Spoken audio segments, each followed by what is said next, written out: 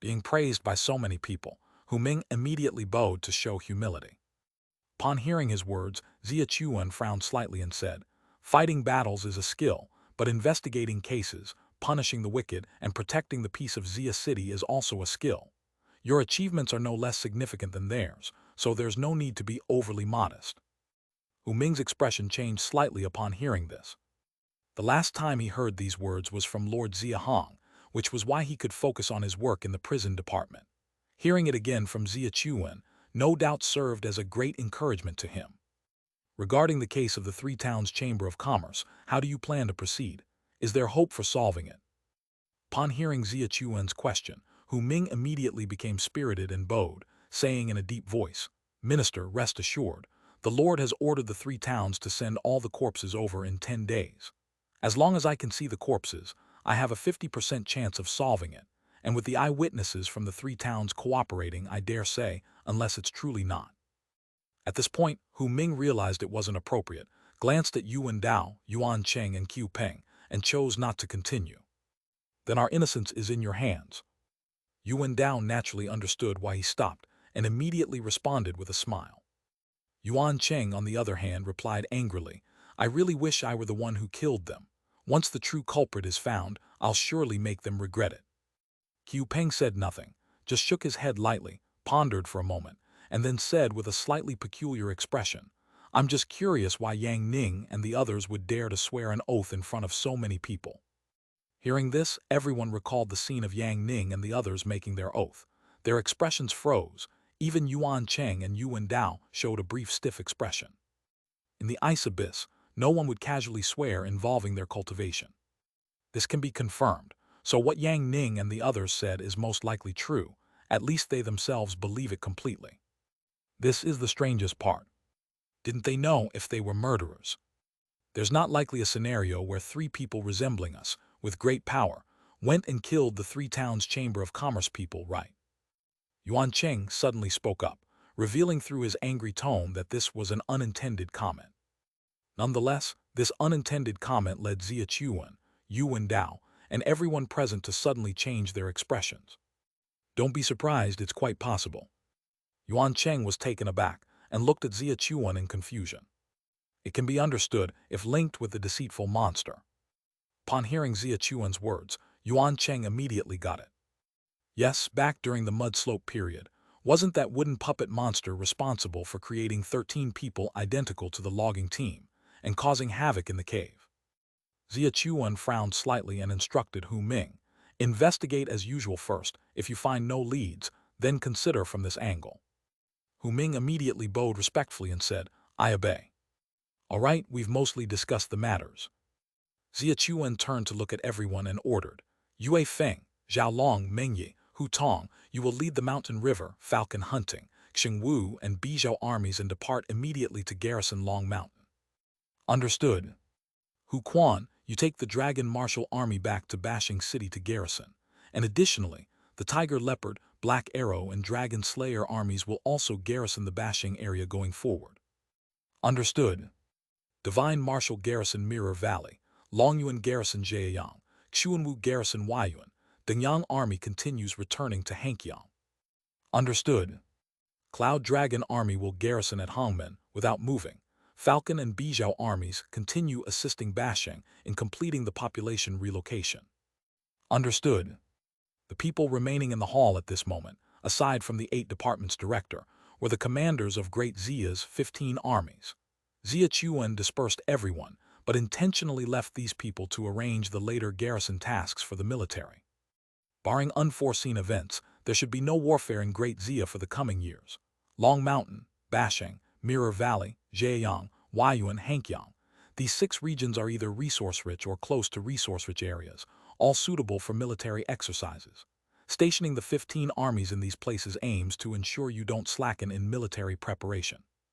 The 15 commanders are all present today, and should there be warfare, the strengths and weaknesses of the 15 armies will be evident as soon as you hit the battlefield. Don't let me accuse the weakest army later. Hearing Xia Chuan's serious tone, everyone's demeanor grew several degrees more solemn, and they collectively bowed and shouted, "Understood." Yuan Dao, Yuan Cheng, Qiu Peng, you remain at Hongmen. After the 6 towns send over those corpses, cooperate with Hu Ming in settling the matter. Understood. All others return to Xia City, all right? Disperse everyone. Understood. The group bowed and bid farewell to Xia Chuan, swiftly leaving the great hall.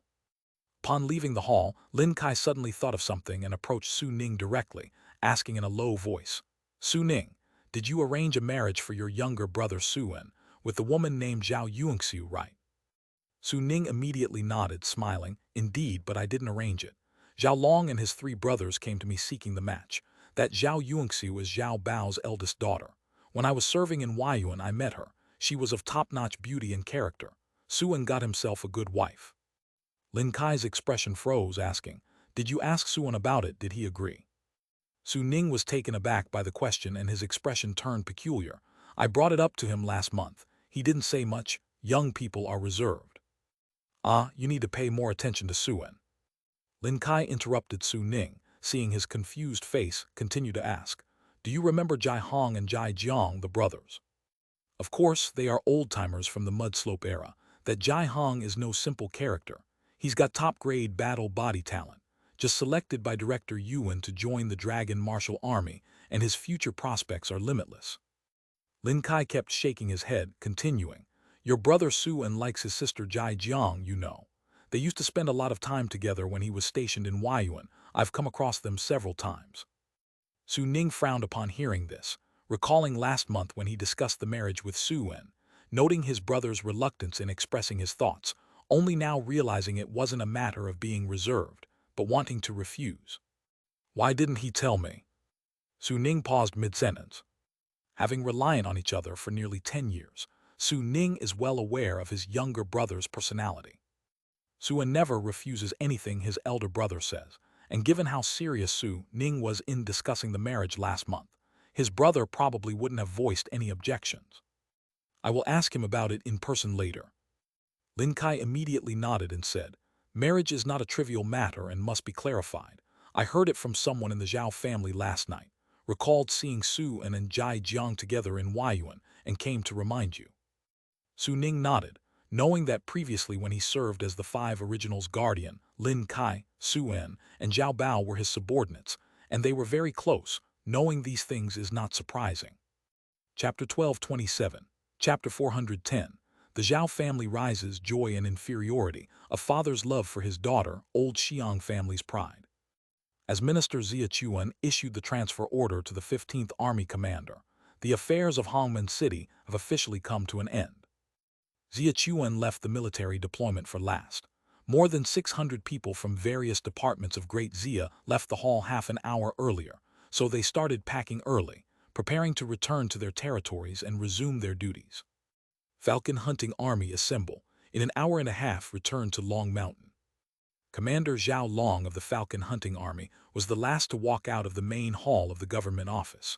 He headed directly to the North City camp, immediately beginning to assemble all Falcon Hunting Army soldiers to prepare to return to Long Mountain.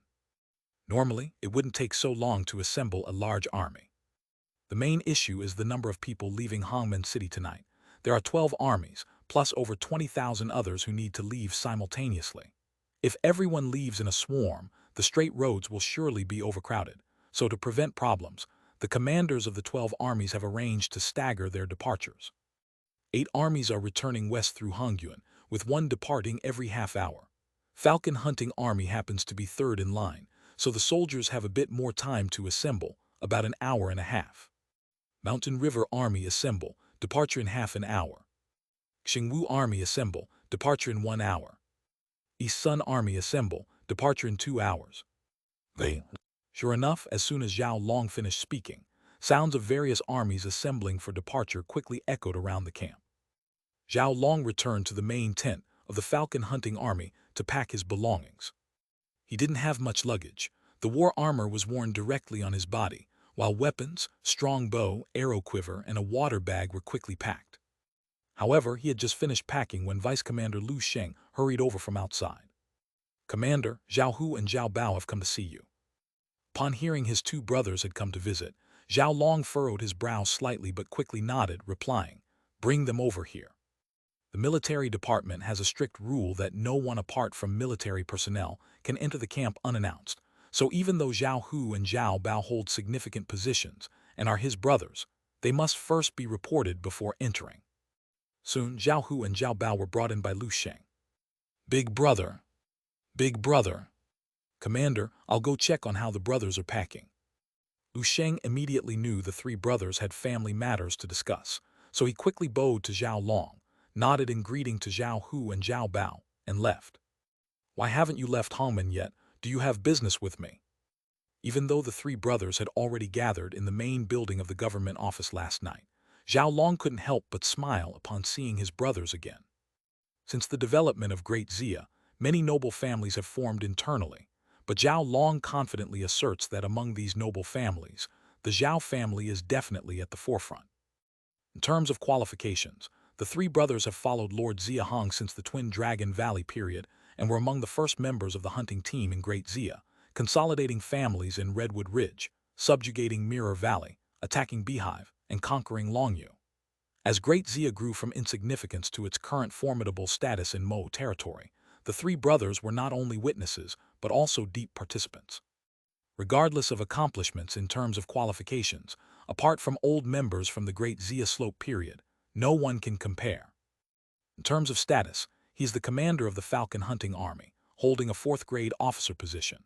Second brother Zhao Hu is the Mountain Yu envoy for East Ridge Hunting Bureau. Third brother Zhao Bao handles camp supply and military equipment in Huayuan, holding the same rank as him. Crucially, all three were among the first batch to be conferred the 9th-ranked Chuanling Marquis title in the 3rd year of De Xia, and his noble title was promoted to 8th rank earlier this year. It's noteworthy that currently, there are only just over 30 Red Cloud Marquis across all Great Xia. In terms of strength, the three brothers have all reached peak cold resistance cultivation, and both he and second brother Zhao Hu have superior battle bodies, him with 29 manes, Zhao Hu with 27 manes, while third brother Zhao Bao, though slightly less gifted, has an intermediate battle body currently at 21 manes. The reputation of the Zhao family as one household, 3 pillars, 3 marquises, has spread throughout Great Xia years ago, and since the Zhao family has numerous direct descendants, no other family in all Great Xia can compete in lineage, making the Zhao family's influence increasingly profound. The most crucial point is, they are still fairly young. Zhao Long is only 47 this year, the second brother 45, and the third 44. Compared with top figures like the Lord Minister and others, they are certainly old, but within Great Xia and even across the 9 towns, they are clearly in their prime. The lifespan of the cold resistance level is 100. This means the 3 of them can protect the Zhao family for at least 50 more years, not to mention if any of them were lucky enough to break through to the Xianyang level. Given Great Xia's current thriving status, after those 50 years, the numerous direct descendants of the Zhao family will have already been trained. So unless unpredictable misfortunes occur, as the Zhao family continues to develop this legacy, in the future, no matter to what extent Great Xia grows, the Zhao family will undoubtedly hold a seat among the core top noble families. From dwelling in the precarious Rojal camp in the valley, to the prosperous and hopeful life today. From basic strength barely totaling 10,000 pounds in the logging realm, to today's near 30 manes of cold resistance level cultivation. From a small household in the valley to now having nearly 30 direct descendants, flourishing lineage, and a noble Zhao family of one household, 3 marquises. Chapter 1228, Chapter 410. The Zhao family makes its move, joy and inferiority, parental love, the old Xiang family's pride. All of this, Zhao Long often felt like he was dreaming, afraid that one day he would wake up, and when he realized that it was all real, his heart naturally filled with endless gratitude to Lord Xia Hong and a deep sense of belonging to the Great Xia. Zhao Long was filled with many thoughts, but it was only a moment. Zhao Hu and Zhao Bao hesitated for a moment, but finally it was Zhao Bao who stepped forward, showing a worried expression and said, "Big brother, Yuanxiu's marriage might have a problem. It seems that Lord Su is considering reneging." Upon hearing this, Zhao Long was stunned. He frowned and asked sternly, "There might be a problem, and considering reneging you're contradicting yourself. Explain it clearly." Zhao Yuanxiu's marriage to Su En was something Zhao Long personally confirmed with Su Ning at Bashing in early August, bringing along Zhao Hu and Zhao Bao. He certainly knew about it, but Zhao Bao's words were clearly illogical, so he had to first clarify. Just after leaving the main hall, Lord Su suddenly called me over and even apologized, saying his brother Su En's marriage might change. He needs to ask Su En first and then will give me a response. Hearing Zhao Bao's explanation, Zhao Long's frown deepened. He was not unfamiliar with Su Ning, knowing that he was a person who kept his word. Last month he agreed, and it's only been a month, how could he suddenly consider backing out? No. Zhao Long quickly grasped the issue in Zhao Bao's words. Lord Su just said he needs to ask his brother Su En first before responding. He didn't say directly he would renege. Let him ask. Su En is indeed decent, but our family's Yunxiu is not inferior, could it be? He stopped mid-sentence as he noticed Zhao Bao's slightly uneasy expression, quickly realizing something and frowned. Is there something you're hiding from me? Su Ning hadn't reneged. He just said he would ask his brother. Yet Zhao Bao rushed to find him, directly stating there was a problem with the marriage. This was obviously suspicious. The problem lay, indeed, in what Su Ning wanted to clarify. Seeing Zhao Bao still stammering, unable to speak, Zhao Hu beside him furrowed his brow a few times before stepping forward, saying in a low voice, Big brother, Lord Su's brother Su En previously fancied a girl named Jijiang. Yunxiu had some conflicts with Jijiang when she was in Huayuan. Our third brother might be worried Su En would refuse the marriage with Yunxiu because of Jijiang. Zhao Bao immediately nodded repeatedly in agreement, saying, Yes, big brother, that's the case, Su En. But before he could finish, Zhao Long glared at him to stop. You all take me for a fool. If he's only fancied her before, why would Su En reject the marriage with Yunxiu because of Jijiang? Zhao Long's voice was noticeably angry. After speaking, he cast a glare at Zhao Hu, asked Zhao Bao in a deep voice, Explain clearly about Yunxiu and Su En, what is really happening. If you hide anything further, I will go directly to Lord Su to annul the marriage. Zhao Hu was somewhat afraid of his big brother, and after being glared at, he shrank his neck and remained silent. Zhao Bao had a difficult expression on his face, but thinking of his eldest daughter's marriage, he gritted his teeth and finally explained everything clearly. The more Zhao Long listened, the darker his face became, and it was only after Zhao Bao finished speaking that he finally understood what was going on with his niece's marriage. So Su En and Jijiang have been in love for a while, and Yunxiu is actually the third party. No wonder. No wonder you hurriedly sent a message in July asking the second brother and I to go to Bashing to propose to Su Ning. Third brother, what can I say about you? Upon hearing Zhao Long's words, Zhao Hu couldn't help but retort. Big brother, aren't you exaggerating? Su En and Jijiang never had a marriage contract. Yunxiu stayed long-term with us in Huayuan with Su En. Spending day and night together for so long is not a sin. Hearing this, Zhao Long paused slightly. Firstly, as the uncle, it was inappropriate to call his niece the third party. Secondly, matters of the heart are not easy to sort out. Zhao Hu's words truly had no flaw upon considering. He reacted quickly, and after pondering for a moment, he immediately sneered. If there's no problem, then why are you here to find me? Zhao Hu and Zhao Bao's expressions immediately froze. You're all aware that Su En will most likely choose Jijiang in the end. Yunxiu's marriage is highly probable to be called off, right? Upon hearing this, Zhao Bao's face tightened immediately and he pleaded. Big brother, Yunxiu said in Huayuan she will not marry anyone but Su En. That's why I sent messages in July to you and the second brother, hoping to finalize it with Su Ning first. If something goes wrong with this marriage, she will likely hate me for a lifetime. Beside him, Zhao Hu echoed in a deep voice. Big brother, this marriage indeed cannot have problems. It involves Yunxiu's future and many people in Xia City know about her engagement to Su En. If Su En actively calls it off, not only will Yunxiu not have a face, but our Zhao family's reputation will also be tarnished. Hearing this, Zhao Long shouted angrily at the two. The Zhao family's face isn't bigger than the Su family, is it? Both Zhao Hu and Zhao Bao were startled and didn't dare to respond. Even though the Su family had fewer people, Su Ning and Su En were early followers of Xia Hong since the Mud Slope period. Su Ning, last September, was injured scouting Daju Temple, spending half a year in a stupor as a disabled man. Everyone in Great Xia thought he was beyond saving, yet Xia Hong used Master Wusheng's organs to heal him, even helping him achieve a top-grade battle body qualification. Just this single event illustrated his significant standing in Xia Hong's eyes. Chapter 1229, Chapter 410. Zhao family makes a move, joy and inferiority, a father's love, the old Xiang family's pride. The Zhao family could compare with others, but when it came to Su Ning, it was like inviting humiliation upon themselves. Zhao Long's first reaction was to let it go. If his niece suffered a bit, they could find another good match in the future. But seeing the pleading look on Zhao Bao's face, he eventually softened. After closing his eyes to calm down for a moment, he looked up and asked them, "What's the deal with that girl Jai Jiang? Haven't you tried to approach her? Maybe you can think of a way with her." Trying to find a way with Su Ning, and Su and was definitely not going to work, so they could only start with Jai Jiang. But as soon as Zhao Long asked, seeing Zhao Hu and Zhao Bao's troubled expressions, he immediately guessed they had already thought about trying through Jai Jiang. In other words, they couldn't handle Jai Jiang either, which is why they came to their elder brother for a strategy. Jai Jiang, Jai Jiang. He lowered his head in thought for a moment, muttering Jai Jiang's name several times, then suddenly thought of something. He looked up with surprise and said, "Could this Jai Jiang possibly be related to that Xia Hong who recently broke through in bashing?" Seeing their expressions, Zhao Long's vision immediately went black for a moment.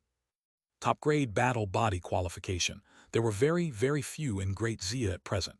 Altogether, there were not even 20 confirmed ones, so when one suddenly appeared in Bashing City at the beginning of September, the news spread quickly. Even Zhao Long heard about it when he was far away in Long Mountain. That Jai Jiang is Jai Hong's biological younger sister. You've caused me quite a headache. A top-grade battle body qualification who just got recruited by the Dragon Martial Army as a reserve little brother. What do you want me to do? Force her sister to leave Su-en? Hearing Zhao Long's rhetorical question, Zhao Bao surprisingly remained silent, only looking at his big brother with hopeful eyes. The meaning was already quite obvious. Zhao Long was so outraged he laughed, completely at a loss for words. Big brother, a freshly risen top-grade battle body, whether he can grow is still uncertain. Do we really need to be so afraid? Although Jai Hong and his sister are old folks from the Mudslope era, their parents passed away early, and they have no solid background. The fact that they only managed to break through to cold resistance level in recent years shows their life hasn't been too comfortable. Although Zhao Hu had a hot temper, his mind was quite meticulous. He had already investigated Jai Hong and his sister in advance. After finishing his words, seeing Zhao Long's anger had subsided a lot, he hurried to continue. Forcing is definitely not an option. If we really make a fuss, we won't have a leg to stand on. But tempting him with great benefits to voluntarily give up still holds some hope. Jai Hong may have great qualifications, but he just broke through and lacks support. If we present him with contribution points enough to tempt him, aren't we afraid he won't agree?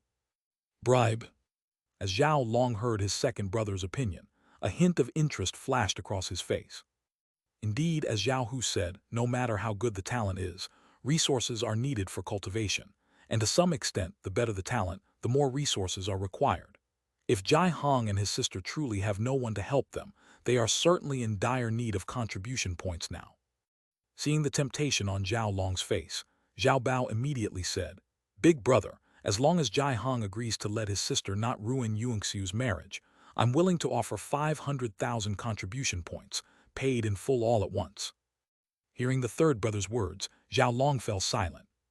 500,000 contribution points, even for the three of them, was an extremely astonishing number. The key figure here also indicated how much Zhao Bao cared about his daughter's marriage. Zhao Yuanxiu was not only Zhao Bao's daughter, but also his niece. As an uncle, it would indeed be unreasonable if he refused to put in any effort. All right, let's try it, but both of you must remain silent the entire time and let me communicate with Jai Hong, understood? Okay, big brother. Zhao Hu and Zhao Bao immediately responded in unison, their faces full of joy. I have to set off in a little more than an hour. Jai Hong is a reserve for the Dragon Martial Army. He should also be about to depart. We'll just go to the Dragon Martial Army barracks to find him. No need, big brother. I saw him heading towards South City when I arrived. We can directly find him in South City. Hearing this, Zhao Long understood clearly. They had obviously come prepared. But since he had decided to make an appearance, he didn't make any further comments, gave instructions to Vice Commander Lu Sheng, and followed Zhao Hu and Zhao Bao directly to South City. South City, Zheng's summer clothing workshop. At the tranquil room at the back of the shop, Jai Hong, clad in golden armor, sat while his sister Jai Jiang, sitting next to him, was holding a crescent-shaped blood-colored jade pendant, smiling foolishly, occasionally looking down at the small Jiang character on the front of the blood jade, her face full of joy and pride. Seeing his sister's face intoxicated, Xia Hong couldn't help but feel a bit envious. Now you're really satisfied, aren't you? This blood agate jade, it costs 2,000 contribution points to exchange one tael at the camp supply department. The one you're holding should be about half a pound, custom made by the craftsman department, at least worth 15,000. Su and is thoughtful. Ha ha ha, I knew that brother Su wouldn't let me down. Hearing his sister's delighted laughter, Xia Hong couldn't help but laugh as well. He raised his hand to pinch her cheek, pretending, just look at my sister, Su-an would be missing out on such a beautiful and capable wife. Even with a lantern, he wouldn't find another one like you in the future. Hadohata. Listening to her brother's words, Jai Jiang's laughter grew even happier. As it happened, when Jai Hong was just saying goodbye to Jai Jiang, Su-an approached hastily. Chapter 1230, Chapter 410. The Zhao family makes a move, joy and inferiority, a mother's deep love, and the old Xiang family's pride. Ah Jiang, I've just cleared things up with my brother. He will help me annul the engagement with the Zhao family immediately. Upon hearing Su-an's words, Jai Jiang was almost delirious with joy. Jai Hong estimated that if it weren't for him being a third wheel, his sister might have thrown herself straight into Su-an's arms. When Su-an took out the jade pendant engraved with Jai Jiang's name, she became even more jubilant, hugging the pendant and grinning foolishly long after Su-an had left. Seeing her like this, Jai Hong felt both envious and angry. Of course, more than anything, he was happy for his sister finding her belonging. As her brother, Jai Hong understood his sister's feelings for Su-an best. After learning about Zhao Yunxiu forcefully taking love from Zheng Ru's words yesterday, the reason for his strong reaction was that he knew his sister was profoundly in love with Su-an. If Su-an truly chose to marry Zhao Yunxiu, Jai Jiang might never recover from it in her lifetime. Knowing this, he wouldn't stand by and let his sister be bullied by the Zhao family, so after leaving Zhao's restaurant yesterday, he plucked up the courage to go to the ministry building, intending to explain things directly to Su Ning. As expected, he was turned away before even getting inside. Despite his top-grade battle body qualification, Jai Hong was, after all, merely of the cold resistance level, so getting into the ministry building so easily was naturally impossible. Fortunately, he happened to encounter Lin Kai coming out of the ministry building. He wasn't sure if Su-an's coming today had anything to do with him seeking out Lin Kai yesterday. Nonetheless, with his sister Jai Jiang now so happy, he was content. Jai Hong stood up, ruffled his sister's hair, and said with a smile, "All right, Ah Jiang, the dragon martial army is about to depart, so I should be leaving soon as well." Jai Jiang knew her brother was leaving for Bashing today. Even though it came as no surprise, after putting the jade pendant away, a hint of sadness appeared on her face. "Brother, please take good care of yourself in Bashing." Hearing his sister's words, Jai Hong's brows raised and he smiled. "When did it become your turn to worry about the old brother? Hongmen City is filled with all sorts. Everyone from 8 towns is there. Make sure to take care of yourself here first. I've already become a reserve for the Dragon Martial Army. Once there's a vacancy, I'll be an official member. Just wait to live the good life with your brother." Jai Jiang's face immediately showed a hint of defiance, snorting, "Brother, don't underestimate me. My shop is making money hand over fist now. You might even have to rely on me for your future cultivation resources." "All right, I'll rely on you. I'm off now." Jai Hong laughed a few times, packed up his weapons and walked out. Jai Jiang saw him off all the way to the gate, watching him exit the South City archway until she could only see his back, at which point her eyes slightly reddened. As Jai Hong walked out of the archway, his nose turned a little sour. Having depended on each other for nearly 10 years, only the siblings knew how deep their bond was. Each separation, regardless of distance or time, was never an easy affair for them. "Once I'm in the Dragon Martial Army, contribution value shouldn't be too lacking. I'll hurry to cultivate and become stronger, accumulate military merit. Once I am titled, my status will rise. Only then will my sister and Su-an be more settled together, and my life will get better and better." Jai Hong took a deep breath and sped toward the barracks. However, when he was still 500 or 600 meters away from the barracks, 3 tall figures approached him. Seeing the 3, Jai Hong's expression changed slightly. He immediately altered his course, trying to avoid them. But as he changed direction, the 3 also altered theirs. They were coming for him. A sinking feeling hit Jai Hong, so he simply stood still and once the 3 approached, clasped his hands and saluted. "Jai Hong of the Dragon Martial Army greets Commander Zhao." Zhao Shanyu, military preparation Zhao. Hearing Xia Hong not only claiming to be of the Dragon Martial Army, but also accurately calling out their ranks, Zhao Long's brows slightly raised. But he didn't say anything, quickly helped Xia Hong up and smiled. No need for formalities, Brother Jai. I heard at the beginning of the month that our great Xia has gained another top-grade talent with a battle body qualification. You were taken into the Dragon Martial Army as soon as you reached the cold resistance level. Having finally come to Hongmen, naturally I, Zhao, want to meet you. Today I've finally seen you. Brother Jai, you indeed have an impressive presence. Zhao Long's immediate flattery made Xia Hong's expression grow wary. He bowed slightly again. Lord Zhao flatters me. I must hurry to join the Dragon Martial Army in departing for Bashing. If there's nothing else, my lords. Not even willing to exchange a few words before leaving. Zhao Long's brow furrowed slightly, especially seeing the alertness on Xia Hong's face, making him a bit displeased. They were campmates after all, and given the stature of the three approaching him willingly, Xia Hong's response wasn't quite appropriate. But not forgetting his main purpose, Zhao Long, seeing Xia Hong not giving any opportunity for small talk, got straight to the point. Brother Jai, you're 25 this year. I, Zhao, am 22 years your senior, so I dare say I'm your elder. I'll shamelessly play the senior card this once, hoping you'll heed some good advice. Zhao Long prefaced, paused, then continued. Though possessing a top-grade battle body qualification, you lack support. I know these years have not been affluent, needing to earn cultivation resources for both yourself and your sister. If there were ample resources, given your qualifications, even aiming for a top-grade battle body, you shouldn't have broken through to the cold resistance level later than your sister, correct? Chapter 1231. Chapter 410. The Zhao family takes action, joy and inferiority, a father's love, the pride of the old Xiang family. Xia Hong faintly sensed something, his expression slightly darkening, then he looked up at Zhao Long without speaking, merely nodding lightly as a response. Zhao Long continued to gently persuade, saying, people like Luo En, Zhu Ping, Liu Peng, including my Zhao family disciples, those younger generation in Great Xia will soon catch up.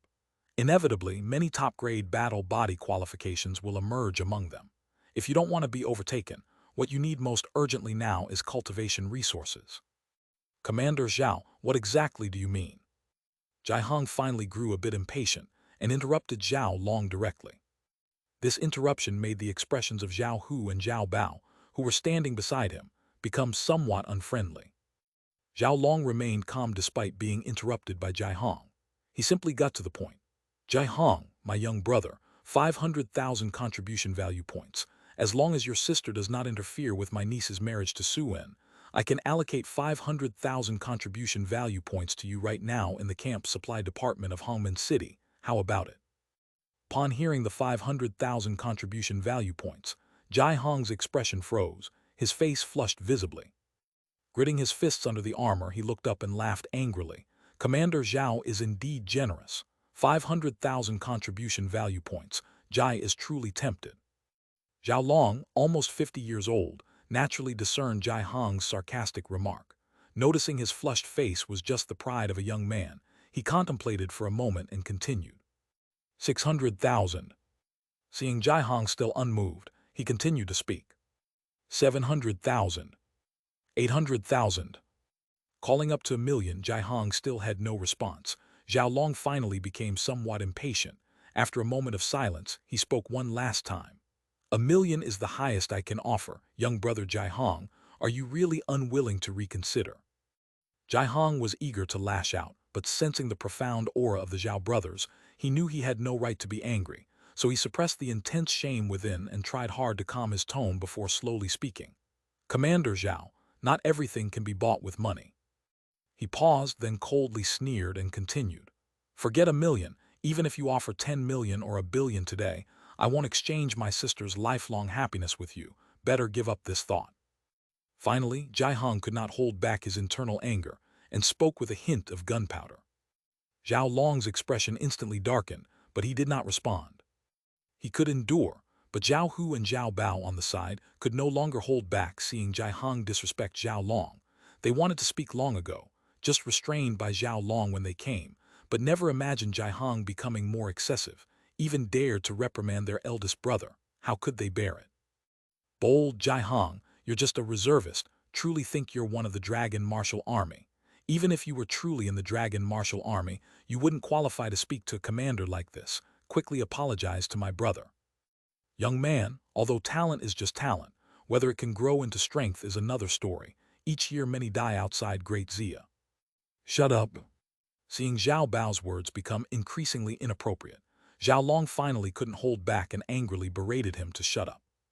Zhao Bao, realizing his words were inappropriate, immediately closed his mouth without continuing. Yet Jai Hong's expression had turned extremely grim. Zhao Long's expression was now also very unfriendly, given his status. Being rebuked by a young man like Jai Hong naturally made him displeased. But knowing he came voluntarily today, together with the Zhao Yunxiu matter, the Zhao family itself was to blame, he said no more, took a deep breath and even clasped his hands to Jai Hong. Jai Hong, young brother, since you won't agree, let it be. Today it was my fault. Let me apologize to young brother Jai Hong. My third brother's affection for his daughter led him to speak foolishly. Hope young brother Jai Hong won't mind. Seeing Zhao Long unexpectedly apologize to Jai Hong, Zhao Hu and Zhao Bao were instantly in disbelief, then immediately wanted to speak. Eldest brother. Eldest brother. All right, let's go. Without waiting for them to speak, Zhao Long interrupted them directly, then turned and walked towards the barracks. Zhao Hu and Zhao Bao stood there, infuriated looking at Jai Hong. Zhao Bao's gaze even slightly shimmered with killing intent. What are you standing there for? Hurry up and leave. Zhao Long's urging voice came from afar. No matter how angry they were, they had no choice, leaving only a cold snort and turning to leave. Become stronger must become stronger, only by being strong. The higher the status, getting closer to becoming a lord, can my sister and I not be bullied like this? After the trio left, Jai Hong stood alone gripping his fists, his nails almost piercing into the flesh, showing how hard he clenched. The Longyuan army set off. In the middle of the night, Commander Zhou Yuan ordered and the 8th and final army heading west, the Longyuan army, began their journey from the barracks. With this, all those leaving Hongmen had basically departed. Since it was the return journey, and from Hongmen to Zhejiang was a long way, Commander Zhou Yuan hadn't imposed excessive requirements on this march, merely instructed each colonel to maintain the basic integrity of the troops. Chapter 1232, Chapter 410. The Zhao family makes a move, overflowing joy and inferiority, a father's deep love, the pride of the old Xiang family vote requested. As soon as the army stepped out from the barracks, the soldiers at the rear began to chat idly. Longyuan was previously stationed at Huayuan, and now they've been transferred directly to Bijou, which is quite a distance. It is a bit far. Zhejiang is near Beimeng Mountain, and currently is the farthest post in the Great Xia territory from Xia City. It's so nice to stay in Huayuan, what a shame. Haha, I think you're all longing for the big catch in the Huayuan waters, aren't you? Haha, of course, if you work a bit harder in Huayuan, you could earn 10 to 20,000 contribution value every month. It's comfortable. Why doesn't Commander Zhou go and suggest to the minister that our Longyuan army continue to guard Huayuan? Wishful thinking, but I heard from the colonel that the army will gradually start rotating to different areas for defense unless you reach the Cloud Jiao and Long Wu level. You shouldn't expect to stay in one place for long. I see. Xiang Ping was a member of the 9th Camp of the Longyuan army, and he was also the captain of the 5th Squad of the 9th Camp. He was chatting with the brothers in his team at the rear of the unit. Xiang Ping, look over there. But before he could chat much, he was interrupted by Liu Qing, the captain of the 4th Squad not far from him. After being interrupted, he followed the direction of Liu Qing's finger and was suddenly surprised. The barracks in Hongmen City were to the north, built next to the ministry building, with the gates to the south. As soon as the army exited the barracks, the first place they passed was the ministry building. The 9th Camp was at the rear of the marching troops, so only after the front army had passed did they move past the ministry building. At this moment, Liu Qing was pointing at a team under the ministry building. The team comprised only 5 people, with an old man missing both arms in the middle, surrounded by 4 others all dressed in black-red summer clothes, wearing half-meter diameter black round crowns on their heads and silver tokens hung on their waists. Those are people from the prison department, right? 4 silver order prison wardens came down at once. Of course, that old man with the broken arms is Mu Long, a Xianyang level strongman. Even without arms, he's far stronger than the cold resistance level. not to mention 4 silver order prison wardens. Even 100 wouldn't be enough to contain him. It's Mu Long. Wasn't he the first Xianyang level powerhouse captured by our great Xia? That Lord's Blood Jade Fox is truly formidable, slicing off his arms with a swipe. Blood Jade Fox is nothing. The real deal is the Lord, who directly made Mu Long stay, and the Chewy Mountain Town Lord Duan Hong didn't dare make a sound. Not only Duan Hong, could the other 5 town lords say anything. This Mu Long was entirely to blame for daring to act against the minister and Yuan Sijang. His Mu family's filial piety is indeed commendable, otherwise Mu Long certainly wouldn't have survived. Amid the crowd's discussion, Xia Ping naturally also saw the appearance of those 5 people, and instantly smiled, immediately understanding why Liu Qing wanted him to look at those 5. Who are they? That's the pride of our old Xiang family. As soon as Xia Ping spoke, those in the same squad immediately looked over with curiosity, including many from Liu Qing's side. All turned their attention to those 5. Liar! Before anyone else could speak, Xia Ping couldn't help but shout. Among the 5 beneath the ministry building, a young man on the left immediately raised his head upon hearing the shout, saw Xia Ping in the Longyuan army ranks and instantly smiled, replying loudly, "Dad." It turned out the young man was none other than Xia Ping's eldest son, Xiang Liang. So it's Captain Xiang's eldest son. A Silver Order prison warden, the captain's eldest son. How impressive. Not only a Silver Order prison warden, but the captain's son was enfeoffed as a 9th-ranked Xuanling Marquis just last May. You must be joking. Captain Xiang's son looks no more than 24 or 25, a 9th-ranked Xuanling Marquis. How is that possible? HMPH, obviously you don't keep up with news from Xia City. Xiang Liang lived in Daju Temple for almost 2 years. In September last year, during the battles of Daju Temple with Jiangxia and Bashang, he was mixed within the Daju Temple army, making countless contributions. As soon as the war ended in May, he was enfeoffed and even got an audience with the Lord. So impressive. Just look at his strength. This, can't fathom it, stronger than the captain. I heard from the captain that his son has superior battle body talent, and is now at mid-stage cold resistance cultivation with 6-stuff strength. No wonder the captain says he's the pride of the old Xiang family. If I could have such a capable son, I'd be willing to live a few years less. Your grandson is about to be born. Living a few fewer years won't produce one. It's you who won't produce one. Get lost. The crowd's discussion and laughter made Xia Ping join in the laughter, but hearing the amazement in their voices about his son's strength and noble title naturally filled him with pride. Seeking wealth through danger, these 5 words are indeed true. The adventures his eldest son Xiang Liang took last year truly allowed their old Xiang family to wholly turn the tables in Great Xia. Xia Ping broke through to the cold resistance level the year before last. He does not have battle body talent. Though he has late-stage cold resistance cultivation now, his strength is merely at 5 toughs, even less than his son. Being able to become the commander of the Longyuan army is already considered good.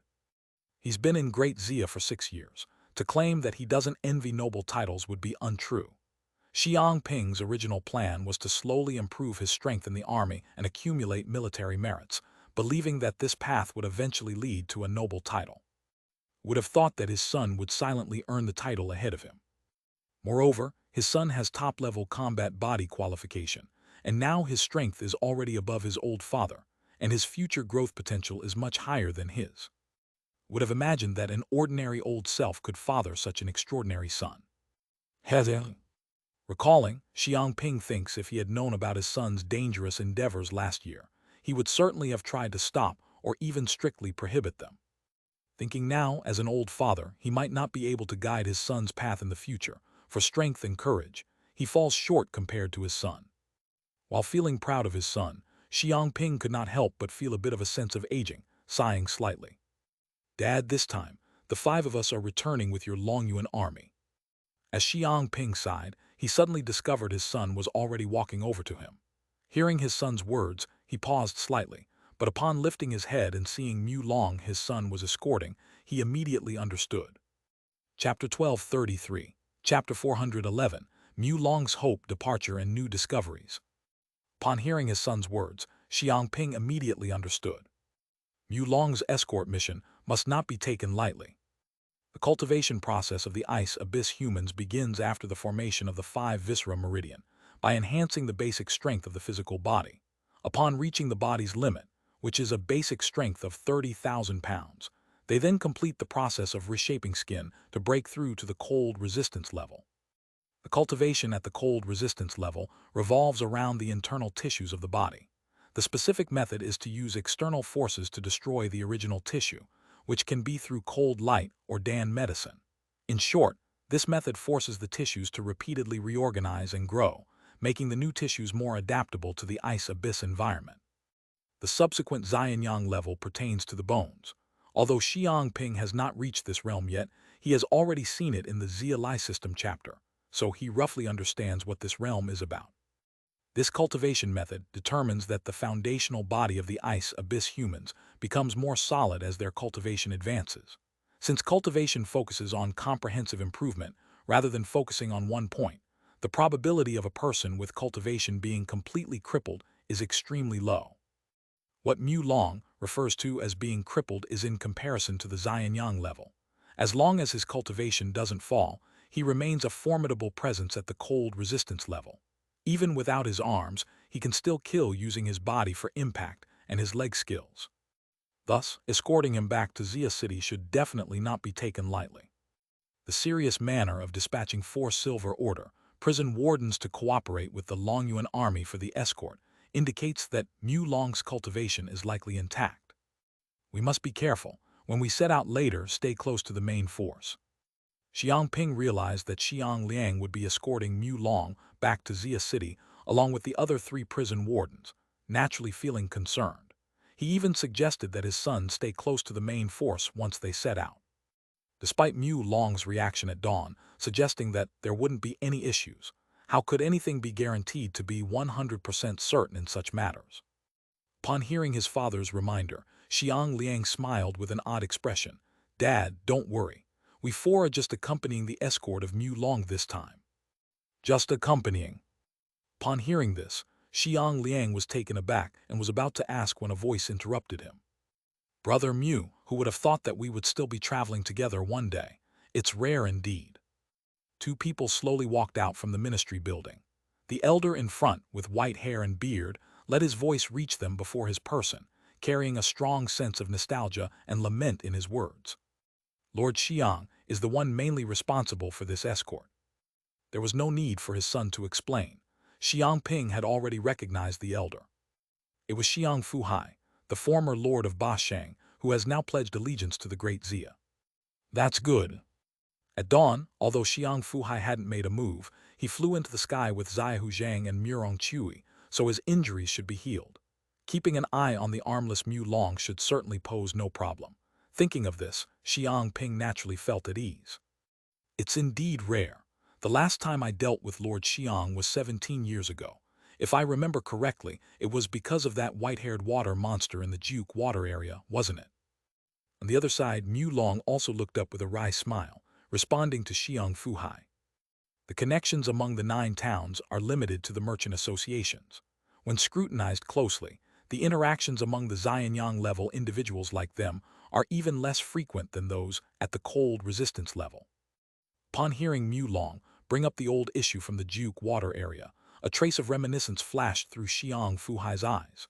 After more than 10 breaths, he recovered and met Mu Long's gaze, the 2 of them involuntarily smiling simultaneously.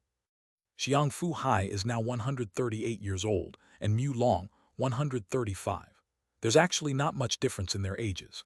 Both Xianyang level powerhouses, they were naturally prominent figures in their respective camps when they were young. They have known each other for at least a century, long before Ba Shang and Chui Mountain developed to the scale of towns.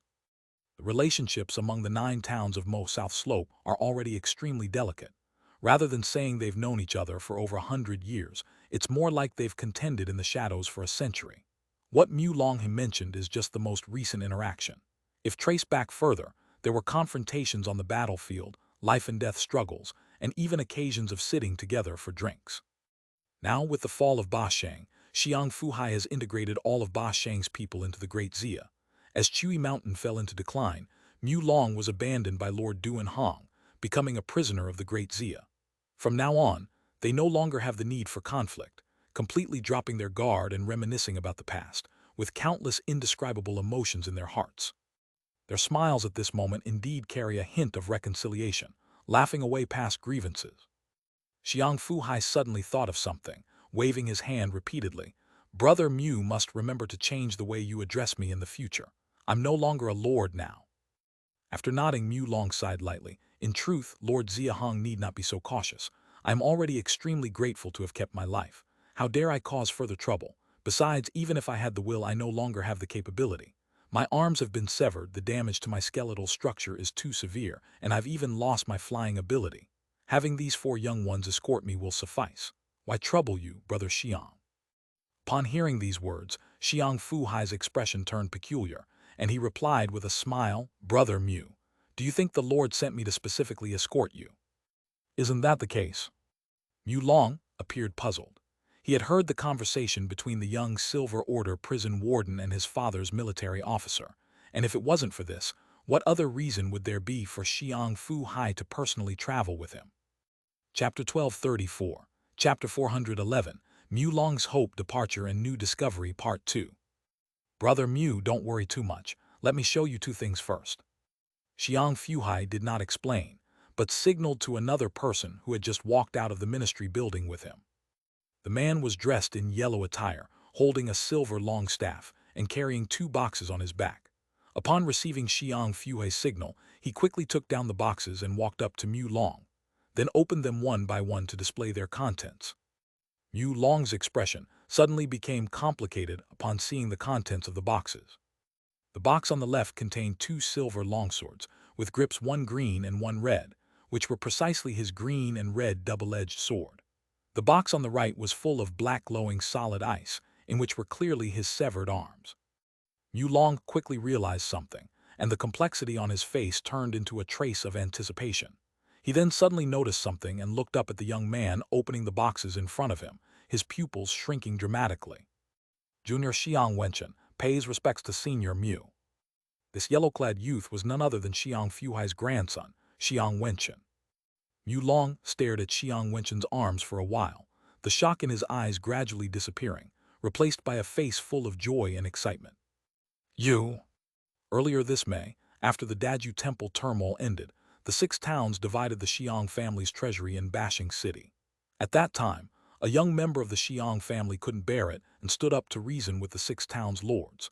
His words inadvertently offended Yang Zhen, and he was directly slain by Beishuo town chief Yang Fa. That young person was none other than Xiang Wenchen standing before him. Yu Long was present at the time and was very clear about why Yang Fa acted so harshly. It was precisely because Xiang Wenchen had top-grade battle body qualification in his early 40s with the strength of 48 manes. At that time, among the remaining Xiang family descendants, whether in terms of strength or talent, Xiang Wenchen was unparalleled. Yang Fa's intention was clearly to completely abolish the Xiang family. However, right now, Xiang Wenchen not only had both arms intact, but his talent had not been affected in the slightest. Mu Long even noticed that his strength had already reached 49 manes. It had increased. Mu Long suddenly snapped back to reality, his eyes quickly turning to Xiang Fuhai, with both inquiry and anticipation in his pupils. Ha ha ha, Brother Mu, although my status in Great Xia is not prominent, it's not to the extent where I would be ordered to escort prisoners. The Lord specifically sent me with Wenchen to accompany you back to Xia City. Do you still not understand what this means? Mu Long's body trembled slightly, the joy on his face quickly receding, and he directly fell into silence. Xia Hong was clearly using Xiang Wenchen on purpose to show him that Great Xia had the capability to reattach severed limbs. The purpose of sending Xiang Fuhai to escort him this time was not difficult to guess. Brother Mu, Duan Hong is not a wise lord, surely you know that. The end of Bashing Town is enough to show that the northern 3 towns' lords are not people who can achieve great things. Today's battle at Hongmen, the 6 towns lost face completely. Not a single town in Mo South Slope can match Lord Xia Hong. The 6 towns basically have no chance to unite a second time. Great Xia is already the de facto ruler. Brother Mu, what is there to hesitate about? Seeing Mu Long fall into silence, Xiang Fuhai immediately began to persuade him, but after speaking in length, he still didn't see any response from the other party. He thought for a moment with his head down, then quickly reacted. Brother Mu, you are worried that the Mu family is still in Chui Mountain. If you defect to Great Xia now, your Mu family descendants will be targeted by Duan Hong, right? For this issue, it almost didn't require Mu Long to give an answer. Given Duan Hong's narrow-mindedness and vindictive nature, if he knew that Mu Long had defected to Xia Hong's side, it was certain that he would target the Mu family. This problem, however, is quite easy to solve. Seeing the struggle and hesitation on Mu Long's face, Xiang Fuhai showed a smile but didn't rush to say anything. Watching the Longyuan army all leave the city, he said with a smile, "Let's head out first. There are only more than 2 hours left until dawn, and I'll slowly discuss this with Brother Mu on the road." As he spoke, Xiang Liang and 4 Silver Order prison wardens immediately went ahead to lead the way. Once Mu Long moved, Xiang Fuhai quickly followed alongside him, clearly planning to continue persuading him on the journey. In the past, Xiang Fuhai would certainly not have been so eager to help Xia Hong persuade Mu Long to join Great Xia, but times have changed. His mindset has obviously undergone a significant change now. Of course, the reasons behind it were only clear to Xiang Fuhai himself. Xiang Fuhai watched his grandson walk forward, a smile evident on his face. His injuries had not yet fully healed. He had taken 3 holy vein pills, and currently, although he had regained part of his Xianyang level cultivation, his strength was still less than half of what it had been before. Truth be told, 5 days ago, when he took the 3 holy vein pills that Xia Hong gave him, recovering half of his cultivation, his heart was at most somewhat tempted, but the change was not as significant as it is now. However, afterward, when Xia Chuan reattached his grandson Xiang Wenchen's arms in front of him, Xiang Fuhai abandoned all other thoughts. From that moment on, he not only completely accepted the obliteration of Bashing Town, but also made the final decision in his heart, which was to start integrating into Great Xia and become a formal member of it. With Bashing's direct line nearly wiped out, the entire town was left with just over 500 cold resistance level people, and more importantly, he was already quite old and couldn't possibly have the energy to rebuild Bashing. More importantly, after staying in Xia City for more than 4 months, and as he encountered more and more things, he increasingly believed that as long as Great Xia continued to develop steadily, it was only a matter of time before they unified the Mo South Slope territory. Chapter 1235, Chapter 411, Mu Long's Hope, Departure and New Discoveries, Part 3. Xiang Wenchen's grandson has recovered, and now he has only 2 thoughts, or rather obsessions. One is to let the Xiang family take root and develop in Great Xia, continuing its legacy. The other is to avenge those from Bashing who died tragically in the chaos at Daju Temple, with the target being the 3 towns to the north. 5 days ago, after making his decision, Xiang Fuhai had thoroughly considered himself a part of Great Xia. Just at dawn, when Xia Hong intimidated the 6 towns, lords with the entire Great Xia at his side, it undoubtedly solidified Xiang Fuhai's resolve about his choice. Becoming a member of Great Xia was absolutely the right choice. Persuading Mu Long to switch allegiance to Great Xia was the first official task Xia Hong had entrusted to Xiang Fuhai. He would certainly strive to complete it, as it might influence what specific position Xia Hong would assign him later. Xiang Fuhai, 138 years old and having served as the Lord of Bashing for many years, could see a lot even after only staying in Xia City for 4 months. Great Xia is indeed very young. From the individuals involved to the overall feeling Xia City conveys, it's all very youthful. The feeling of everything flourishing and full of vitality is something Xiang Fuhai has never experienced either in Bashing or any other town. Being young implies huge development prospects, and it also means that many internal aspects have not yet been completely formed. Given Great Xia's current prosperity, choosing to actively integrate is undoubtedly a sure bet. Starting from Hongmen, traveling to Xia City requires crossing the entire Xing River North Bank, passing through 7 sites: Dragon River, Jinbai, Qinghipu, Beiyang, Songyang Ridge, Huayuan, with a total distance of over 200 kilometers. Brother Mu's injuries have not healed, so our pace does not have to be rapid. Meanwhile, I can introduce Great Xia to Brother Mu along the way. How about it? This journey was naturally led by Xiang Fuhai.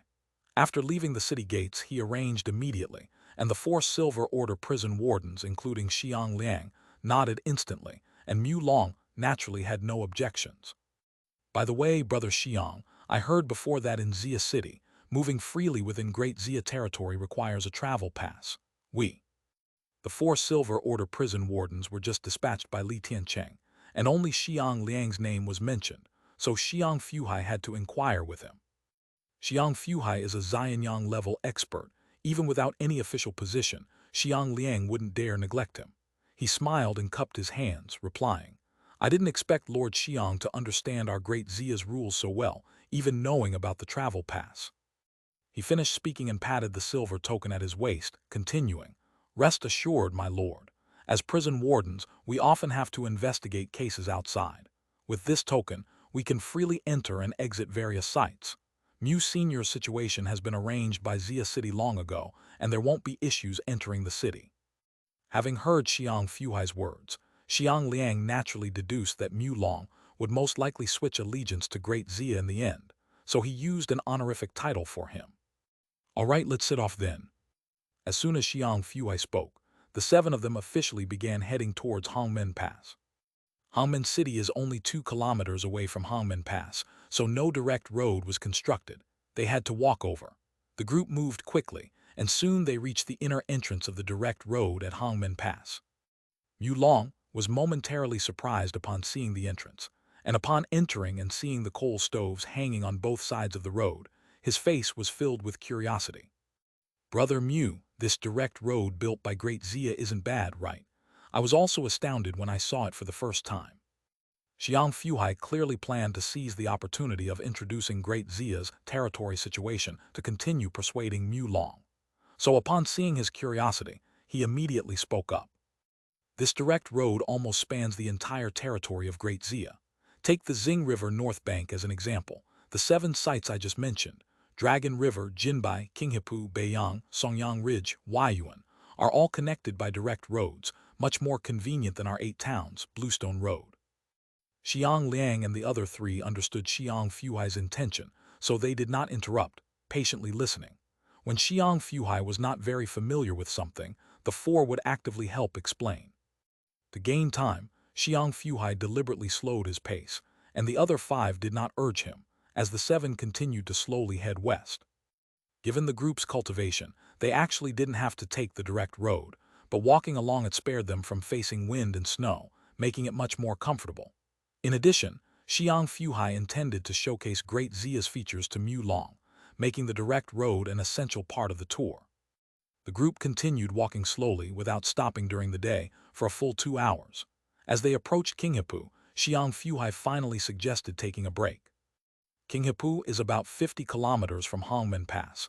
It officially established the 8 departments in June this year. It's one of the 2 major sites on the Xing River North Bank, with the defender being Lord Hong Gang.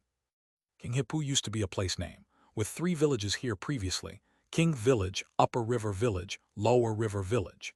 In May, Director Yuan of the Governance Department inspected it in person, setting the governance seat of Qinghepu in the original King Village, with the other 2 villages designated as minor sites, only setting up a defense envoy. Long before the group of 7 entered Qinghepu, the person explaining had transitioned from Xiang Fuhai to Xiang Liang. Xiang Liang, having lived in Xia City for over 7 years, understood Great Xia far better than others. Xiang Fuhai realized this and was happy to be idle, having him explain to Mu Long directly. Though Qinghepu was newly established as a major site in June, since the governance seat was originally King Village, the site was not desolate, though the population was clearly less than before. Chapter 1236, Chapter 411, Mu Long's Hope, Departure and New Discoveries, Part 4. There are many regulations within the Great Xia territory, and all those stationed are divided into 2 types, permanent and transient. Only the permanent residents or those with business there can freely move within the station. Transients can only move within the station, and if they have some urgent matters, they must first report to the prison department. Of course, you can also disregard the rules and move inside the station. If you're not caught, nothing will happen. But if you are caught by the prison department and can't provide any legitimate reason, you might be fined some contribution value at best, or face flogging and forced labor at worst. So in the Great Xia territory, people generally don't test these limits. Though Xiang Liang and his 3 companions were Silver Order prison wardens with special privileges, they did not abuse them. Instead, they honestly came to the Qinghepu station, ordered some food, planning to rest their feet and leave after dinner. It is worth mentioning that Xiang Fuhai's wealth was quite substantial. As soon as Xiang Liang ordered a good meal, he took out 3 jars of Phoenix Yang drunk from his bag and tossed 2 medium-grade ones directly to the 4 of them. I appreciate the hard work of all 4 young friends on this journey. Please consider these 2 bottles of Phoenix Yang drunk as a token of my gratitude. Wen Tian, you should accompany our young friends and have a few drinks too. Understood, Grandpa. Upon hearing this, the expressions of the 4 changed suddenly, instinctively wanting to refuse, but as they looked at the spiritual wine in front of them, they couldn't bring themselves to reject it. All 4 stood up and bowed to Xiang Fuhai. Thank you, Senior Xiang. To those at Xianyang level, medium-grade spiritual wine might just be a beverage, but for those at cold resistance level and earth-digging realm, it's a precious cultivation resource. If it were sold in Hongmen City, a pound could fetch over 3,000 taels of silver, and even in the camp's supply department now, it would cost over 20,000 contribution points for a pound. These 2 jars combined certainly weigh 1 pound, worth quite a bit. Seeing the 4 rising and bowing to him, Xiang Fuhai waved his hand, indicating that such an item meant nothing to him. He opened the remaining top-grade jar, poured some for Mu Long, and helped lift the cup to his mouth. Brother Mu, this Phoenix Yang drunk. Mu Long's eyes had already lit up from the aroma of the wine, and before Xiang Fuhai could finish speaking, he eagerly leaned forward and drank it all, leaving Xiang Fuhai stunned. Ha, Brother Xiang might not know, but at the beginning of May during the Hongmen banquet, I was fortunate enough to taste this Phoenix Yang drunk once. Only then did Xiang Fuhai react, feigning surprise. So Brother Mu has tasted it before, then I must save this bottle. No, you can't take it back after bringing it out. Hadohata. Seeing Mu Long being so easily amused, Xiang Fuhai laughed heartily, hurriedly poured him another cup and continued drinking. The atmosphere among the 7 of them became much more relaxed. There don't seem to be many people at the Kinghapu station, do there? After dinner, Xiang Fuhai looked through the station window, noticing few people inside the Kinghapu station, and couldn't help but ask Xiang Liang. Xiang Liang immediately replied, Senior Xiang might know, at the end of April, Daju Temple used the primordial soul pill to slaughter all the village-level camps within their territory. At that time, there was only Lower River Village here in Kinghapu, and since all villagers were promptly controlled by our great Xia, they escaped disaster. But King Village and Upper River Village weren't so lucky. After saying just a few sentences, Xiang Liang noticed the expressions of Xiang Fuhai and his grandson change. Realizing he had touched their scars, he quickly stopped, paused, and then continued. The people here at Kinghapu now are mostly transferred from Xia City, so naturally there aren't many. However, I've heard in Hongmen City that the Lord is about to develop the water area here, so there should soon be more people. The Kinghapu station before this was King Village, an ordinary village-level camp, and the garrison department would not arbitrarily set it as a major station. The reason King Village could become a major station is, first, because it is only 21 kilometers away from the southern Xing River's water area in a straight line. Secondly, because of the Chilong Lake 3 kilometers east of the village. There is a red-blood demon dragon sleeping in Chilong Lake, and this matter has spread among the mid to upper levels of Great Xia, so Xiang Liang also knows about it. Of course, Mu Long and Xiang Fuhai are even clearer on this matter. Is Lord Xia Hong coming to develop the water area? Could it be? Mu Long instinctively turned to look toward the east side of the station, even though it was 3 kilometers away. A hint of fear still appeared in his eyes. Having personally experienced the power of the red-blood demon dragon, even recalling the battle at the beginning of May, Mu Long still felt a lingering fear. Senior Mu, you worry too much, the Lord. Thud, thud, thud. Just as Xiang Liang was about to continue, footsteps suddenly came from the stairs, causing him to pause and turn his head back. The Kinghapu station has 5 floors in total. The first 2 floors are specifically for dining and resting, while the 3rd, 4th, and 5th floors are all guest rooms. They were sitting on the 2nd floor eating, so those coming down from upstairs were naturally guests from the rooms. When Xiang Liang turned to see the 6 people descending the stairs, he carefully examined them and quickly became curious. They're not people from Great Xia. Among the 6 people, 4 middle-aged men were at the cold resistance level, their strength a bit stronger than his own, and the 2 young ones were at the earth-digging realm, which he glanced at briefly and then ignored. The cultivation wasn't surprising. What was key was their clothing. For both material and style, Xiang Liang had never seen anything like it. He pondered for a moment, and when he raised his head again, his curiosity had only deepened. Not even the style of the 8 towns. Could they be from some small place in the 8 towns, or perhaps not even from the Mo South Slope territory? Chapter 1237, Chapter 412, Outer Realm People, Demon Dragon Strength, Confident Chu Yanner Hu Ming Skills. The level of human development in the Mo South Slope region is actually not low. The commerce among the 8 towns has been ongoing, and basic materials like clothing have gradually integrated across towns. While top-notch materials are a different story, the medium to low-end clothing worn by ordinary people is largely similar in both style and material. In contrast, since Great Xia has only recently integrated into the Mo South Slope territory, the Xia clothing, with its diverse colors and exquisite styles, stands out prominently against the 8 towns. Of course, ever since Hongmen opened its port in July, Xia clothing has spread widely across the 8 towns. Currently, from the 8 town cities to the village-level camps, some areas have started a trend of wearing Xia clothing. The demand drives the supply, and as Great Xia welcomes all who come, craftsmen specializing in the production of Xia clothes have emerged in a few places. Regardless of color and material, Xia clothing surpasses other towns in terms of intricacy and variety of styles. From these 2 points alone, it seems only a matter of time before it replaces the traditional clothing of the 8 towns. The emergence of Xia clothing workshops in Hongmen's South City like bamboo shoots after a rain indicates such a trend. Of course, while Xiang Liang can see these changes, his current focus is not on them as he looks at the 6 people who have just descended from the 3rd floor and taken their seats. The 6 are all dressed in white. Xiang Liang cannot distinguish the specific materials, but he can confirm they are cotton-based and not of high-grade material. The key point is that their style is significantly different from that of Great Xia and the 8 towns. Wu Chuan prefers black, Mayan prefers red, Jin Mountain prefers cyan, Jiangxia prefers gold, only the Beishuo people most like wearing white. As Xiang Liang ponders this, he suddenly hears his colleague Bai Shanning whisper quietly beside him. Only then does he realize that he is not the only one observing them. The other 3 Silver Order prison wardens are also sizing up the 6 people.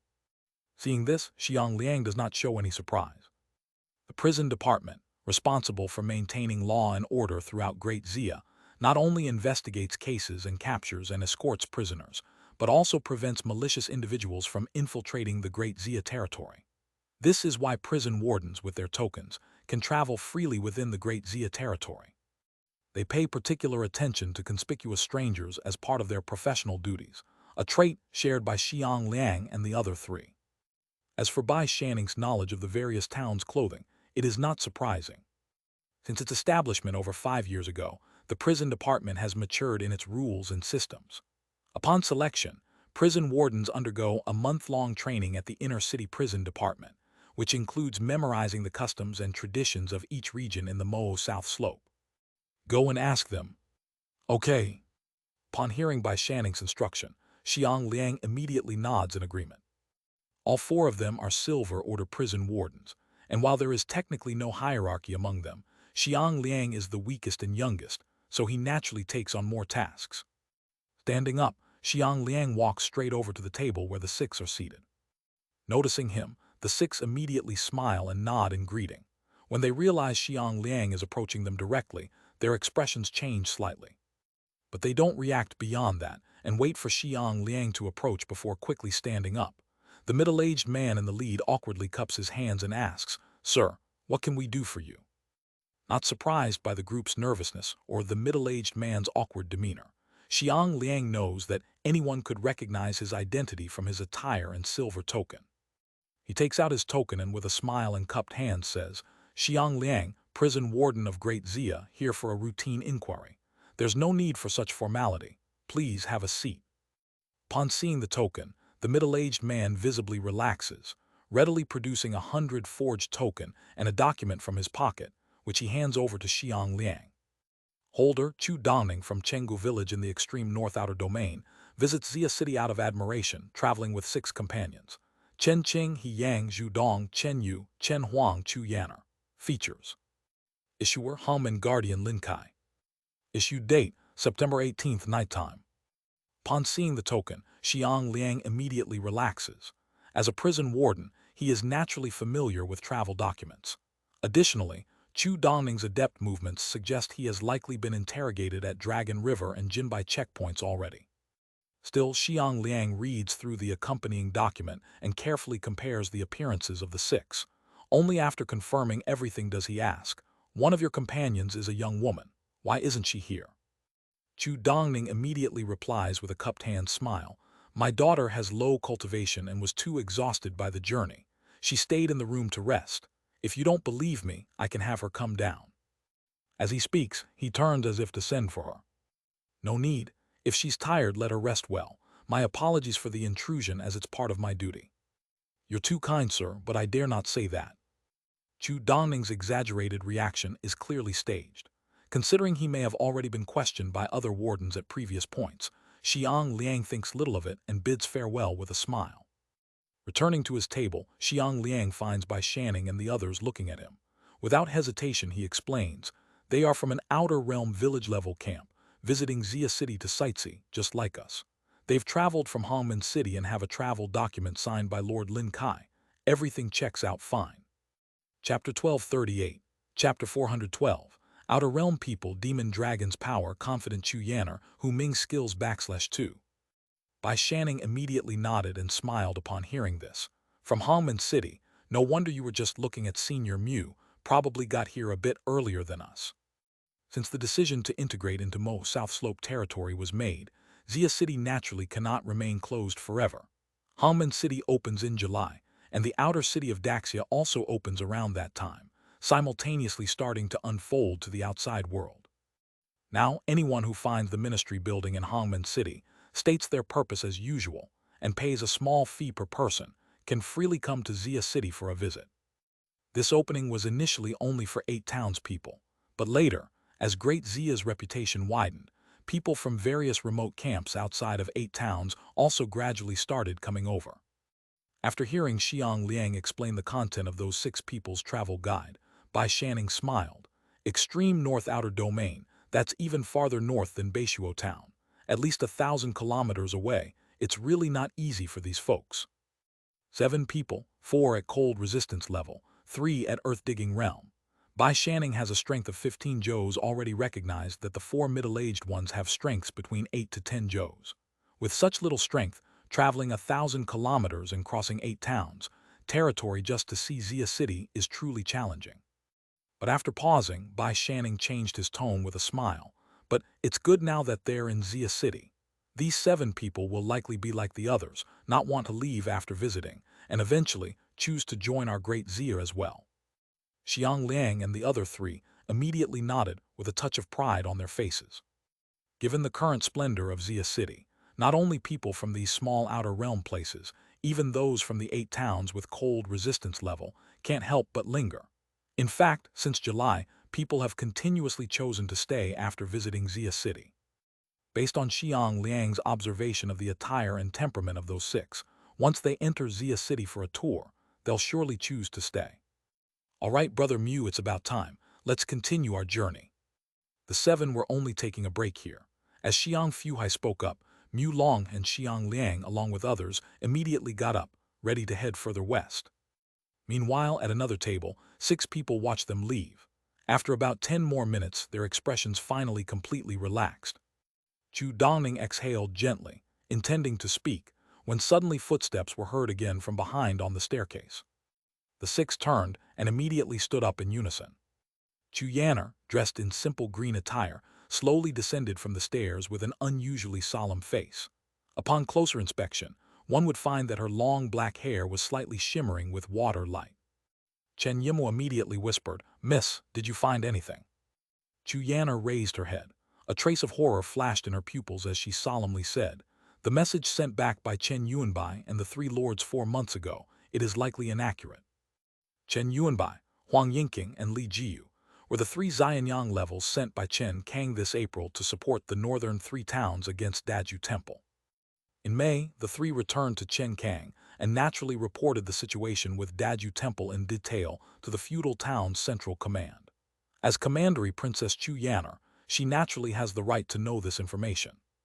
and Chen Yimu happens to know about this as well.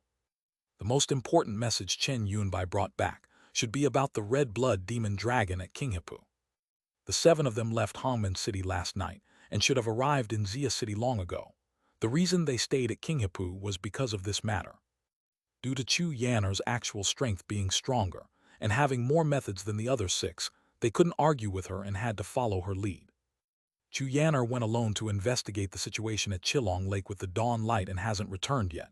When Xiang Liang questioned the 6 earlier, Chu Yanner wasn't upstairs. Thankfully, Chu Dongning acted quickly and dispelled Xiang Liang's concerns. Otherwise, if Xiang Liang truly suspected them, they wouldn't know what to do. The message brought back by Chen Yunbai and the 3 is inaccurate. Upon hearing Chu Yanner's words, Chen Yimu looked puzzled. Chen Yunbai is Chen Yimu's uncle, so he knows a bit about the red blood demon dragon. According to his uncle's message from 4 months ago, the red blood demon dragon's power was terrifying, and 15 Xianyang level folks couldn't gain an upper hand on it, nearly affirming it as a 5 luminaries realm cold beast, or in Chen Kang's common terms, an emperor-level fierce beast. Miss, you mean that the demon dragon surpasses the 5 luminaries realm? 5 luminaries realm. Chu Yanner hesitated upon hearing this, then realized that Chen Yimu had only heard part of the news, shook her head solemnly. It can speak in human tongue, influences heavenly phenomena with just its flesh. 15 Xianyang levels can't harm it collectively, senses danger and immediately breaks free from deceitful control during its slumber. How can that red blood demon dragon be just at 5 luminaries realm? Chen Yimu's expression instantly froze upon hearing her, pupils filled with horror. And naturally, the remaining 5, including Chu Dongning, reacted even more intensely. 5 luminaries realm, beast emperor level, is already something beyond their reach. Going further up, I spent 3 hours under the lake sketching the dragon's form. When I got to the eyes, the brush wouldn't make a mark, something that's never happened before with my brushwork. That demon dragon is at least heavenly phenomenon realm, or there's another possibility. Chapter 1239, Chapter 412, Outer Realm People Demon Dragon Strength Confident Chu Yanner, Hu Ming Skills /3. Heavenly Phenomenon Realm. Bang! Before Chu Yanner finished speaking, Chen Yimu sprang up from his chair. At least venerable level, doesn't that mean even Lord Landgrave? I haven't finished speaking, why are you in such a rush? Sit down. Subordinate was disrespectful, please forgive me, miss. Seeing Chen Yimu's panicked face, Chu Yanner quickly chastised him, and only after he sat back down did she continue. There's another possibility, it could be a very powerful calamity-level demon monster. Swoosh! Chen Yimu, who had just sat down, along with Chu Dongning and the other 4, all shuddered violently and looked up at Chu Yanner in shock. You might as well not have finished speaking. The 6 of them had only this one thought in their minds at the moment. Heavenly Phenomenon Realm, which is the venerable level fierce beast. Chen Kang would already find it difficult to deal with, or basically wouldn't be able to deal with at all. Calamity-level demon monster, what kind of concept is that? Among crafty, nightmare, fierce, divine, and demon, Chen Kang currently only has 4 levels: low, intermediate, high, and above that, calamity level. Because deceitful monsters have all sorts of bizarre abilities, it's very hard for humans to rate them before they are completely slain. Luckily, Chen Kang has killed enough monsters to come up with a set of differentiation methods. No matter how mysterious the methods of low, intermediate, and high-level deceitful monsters are, when it comes to the final stage of killing, it ultimately relies on strength. According to Chen Kang's years of accumulated experience, if it can only exert below cold resistance level strength, it's a low-level deceitful monster. If it can exert cold resistance level strength, it's intermediate. If it can exert Xianyang level strength, then it's high level, like the news about the 5 great masters at Daju Temple this May. When it reached Chen Kang, the Night Patrol Office immediately classified them as advanced deceitful monsters. As for calamity level, just from the name alone, you understand. The strength a calamity-level deceitful monster can exert is beyond comprehension for most people. Chen Kang feudal town has been recorded over its 200-year development, only twice. However, fortunately, both times happened to other feudal towns. The Chen Kang records mention 2 occurrences of calamity-level deceitful monsters. One was over 80 years ago at Hezeng feudal town, where they encountered a calamity-level nightmare monster. That nightmare monster caused an earthquake, with half of Hezeng 4 prefectures, land collapsing, and over 7 million people vanished overnight without a trace. Am I right? And Zhu Dong started speaking. Chu Dongning beside him immediately nodded heavily and then continued. Correct. The second time was over 30 years ago in the east of Kaiku, Weibo feudal town, which was invaded by a calamity-level crafty monster. I remember the books call it the beekeeper, for it raised countless giant monstrous bees. The smaller the bees, the more toxic they were. Even masters at the Xianyang level couldn't resist them. Weibo sacrificed over 5 million people and used an unknown method to drive that beekeeper away, but they have yet to recover their vitality. In the Ice Abyss world, information is very important, so any camp with some resources pays great attention to recording various news and secrets, especially those concerning deceitful monsters. Not only the ones their own camps encounter, but also those encountered by other camps are recorded in detail for future warnings. Chen Kang is no exception. All four present, including Chu Yanner, have naturally read the Chen Kang records, so they're familiar with what Zhu Dong and Chu Dongning talked about. After hearing it, their expressions all froze. At this moment, they have only one thought. Beneath Chilong Lake, there's a high possibility that a calamity-level demon monster is lying dormant. Even if it's not, at least a venerable-level cold beast is. This great Xia is going to have a huge misfortune. Not just great Xia, it's this entire Mo South Slope that's going to have misfortune. According to Yuanbai Uncle's description, that red-blood demon dragon could awaken at any time in decades. Whether it's a demon monster or a venerable-level cold beast, the Mo South Slope 9 towns can't handle them. They.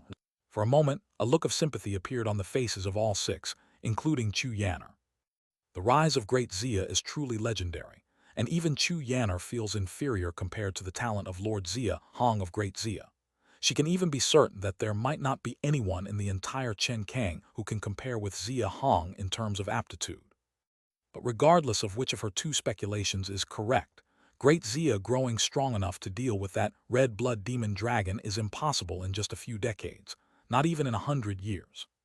The Mo 9 towns have a total population of over 15 million, but their strength is a little weak. With such a large ticking time bomb buried in Chilong Lake, once it explodes someday, it will certainly devastate countless lives. It's a pity. Even if the 9 towns unite, no, integrating them won't help. The strength levels are not even in the same league. Integration won't help. Whether it's a venerable-level cold beast or a calamity-level demon monster, it would be a devastating blow to this region. No one can save them, so we shouldn't move toward Mo South Slope from Chen Kang either. Who said no one can save them? The last speaker, He Yang, was interrupted by Chu Yanner before he finished. He and the other 5 looked up in confusion. With a grave face, Chu Yanner showed a trace of confidence and said, "Humans struggling to survive together in the Ice Abyss, how can we from Chen Kang stand by and watch the people of Mo South Slope die in vain? Does Lord Landgrave's teachings not remind us that with greater strength comes greater responsibility?" When the 6 heard Chu Yanner's words, their expressions were slightly invigorated. Chapter 1240, Chapter 412, Outer Realm People Demon Dragon Strength Confident Chu Yanner Hu Ming Skills. Landgrave is generous and noble, his heart is with the human clan. Even knowing the demon dragon's formidable strength, he would never sit by and do nothing.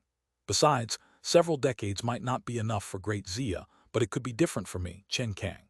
Whether the Landgrave advances further or I, Chen Kang, produce a few more Tribulation Body Realm experts to contend with the demon dragon, it's not a dream. Moreover, we might not necessarily have to face the demon dragon directly.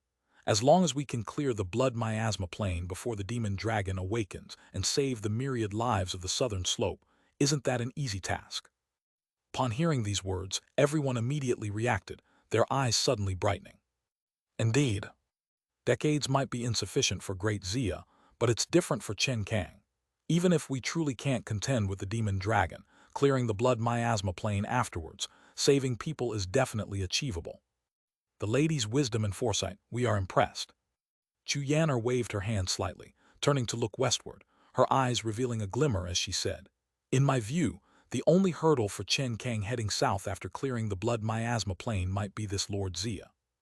Recalling the battle at the Hongmen yesterday, the 6 seated individuals nodded in agreement, and Chen Yimu directly spoke.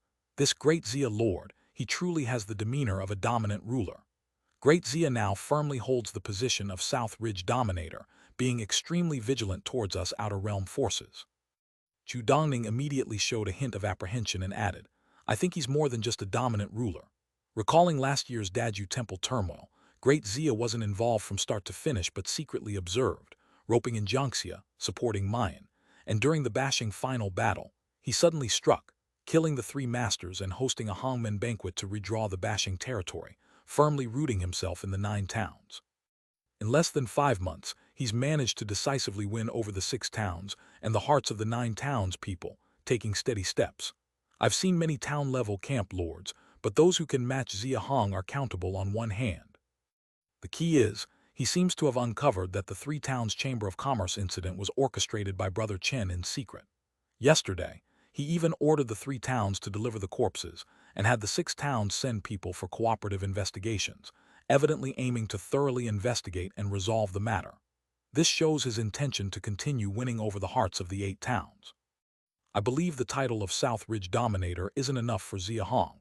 His least intention is to aim for the title of 9 towns sovereign. If this continues, Great Xia annexing the 8 towns seems only a matter of time. Chen brother is indeed highly capable. If it were someone else, they might have been discovered. Xia Hong is certainly not easy to deal with. After hearing the evaluation from Chen Yimu and the other 4, Chu Yanner nodded slightly, revealing a proud look. The more talented he is, the better. The Landgrave has always valued talent. Once he unifies the Mo South Slope territory, Xia Hong will undoubtedly become a vital aid to me, Chen Kang. The 6 all nodded, displaying expressions of agreement. By the way, how long ago did the team escorting Mu Long leave? Only a quarter of an hour ago. Upon hearing Chu Yanner's question, Chen Yimu immediately responded, then curiously asked, why does the lady ask this? Chu Yanner smiled. The jurisdiction within Xia City is indeed too strict. Inspections are so frequent. At this rate, problems will easily arise. It just so happens that we were planning to visit Xia City. Aren't we missing a guide? Just in time to catch up, find an opportunity to join them. Chen Yimu hesitated for a moment, showing concern. Lady, wouldn't this be inappropriate? There are 2 Xianyang-level experts in that group if they see through us. Chu Yanner immediately took out a silver pill bottle, reassuringly saying, don't worry, just take 1 blood-concealing pill before departure, and even those 2 Xianyang-level experts and Xia Hong himself won't discern our true strength. The 6 showed a bit of hesitation, but seeing Chu Yanner already distributing the Dan medicine, they said nothing further and took the medicine quickly. They must be taking the straight road. We need to think of a way. Chu Yanner and the 7 deliberated for a while, soon coming up with an idea, and the 7 swiftly left the station, departing from Qinghipu towards the west. However, this time they didn't enter the straight road, instead swiftly traversing across the snow. The 8th year of Dazia, October 3rd. Hongmen City, Ministry Building. The ground floor main hall is currently bustling with many people. Xia Chuan sat in the top seat. Below him were Yuan Dao, Yuan Cheng Qiu Peng, Su Ning, Lin Kai Liu Yuan Zhu Xing, Wang Yuan, and many other great Xia people. On either side of Xia Chuan, there were 4 seats each. Sitting in the first seat on the left was Mayan Inspection Institute Director Murong Ping, followed by Beishuo Inspection Office Director Yang Rong, Jinshan Institute Director Shangyuan Yuan, and Wuchuan Institute Director Yi Yizhu. In the right side first seat was Jiangxia Institute Director Zai Hu Qin, followed by Yonk Institute Director Cao Tianying, Dragon Valley Institute Director Long Wenbai, and finally, Chui Mountain Institute Director Duan Xing. The 8-town seating was arranged in a circular pattern to show no precedence. Otherwise, the northern 3 towns would surely object. At this moment, in the middle of the 9 seats, there were neatly placed 32 corpses, each face covered with many spots, clearly indicating they had been dead for a long time. Among the 8 directors, the ones with the most unpleasant expressions were the 3 from Beishuo Yang Rong, Yonk Cao Tianying, and Dragon Valley Long Wenbai. The 3 looked down at the bodies near their side, their pupils filled with sorrow, occasionally showing flashes of anger. Chapter 1241, Chapter 412, Outer Realm People, Demon Dragon's Power, the confident Chu Yanner, Hu Ming Skills /5. Given the perilous nature of the ice abyss, humans have long been accustomed to death and naturally don't shy away from talking about it. But it still depends on the closeness of the relationship. The 32 corpses on the ground are the victims from the Beishuo, Yonk, and Dragon Valley, 3 towns chambers of commerce who were killed consecutively on the 1st, 3rd, and 5th days of last month. Beishuo had 13 people, Yonk had 9, and Dragon Valley had 10, totaling exactly 32. During the daytime of the 18th last month, Xia Hong gave the 3 towns a deadline of 10 days. 5 days ago, they had already sent all the corpses of their Chamber of Commerce's dead to Hongmen City. The fact that Great Xia insisted on investigating the case, how the lords of the towns viewed it was unknown, but in the hearts of the people present from various towns, it was clearly a form of bullying.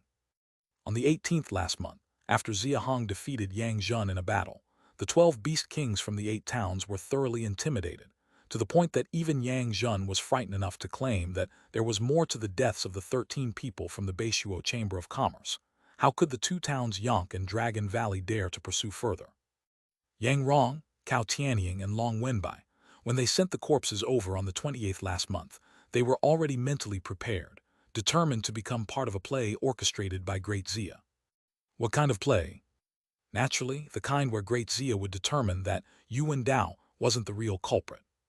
However, the 3 of them did not expect Great Xia to behave so excessively. At this moment, none of the 32 corpses on the ground were intact. All the original wounds on their bodies had been reopened by someone. They spent 5 days investigating the case, only to destroy these 32 corpses this way. Great Xia really has formidable means. Is it really necessary to be so excessive even when destroying evidence? With the Great Xia Lord having such immense power and capable of extraordinary feats, our 3 towns wouldn't dare pursue this initially. Why the need to humiliate the corpses like this? Yang Rong, Cao Tianying, and Long Wenbai, seeing Xia Chuan remain silent for so long, could no longer contain their anger and directly spoke up in mockery. Xia Chuan glanced at the 3 without responding, instead turning towards Hu Ming on the left, waving his hand. Hu Ming, you said the results were found, start now. Understood. Hu Ming agreed and stepped out from the crowd, looking around at the 8 institute heads present, as well as the cold resistance levels from the 8 towns behind them. Finally facing the direction of Beishuo, Yonk, and Dragon Valley 3 towns, he clasped his hands and bowed.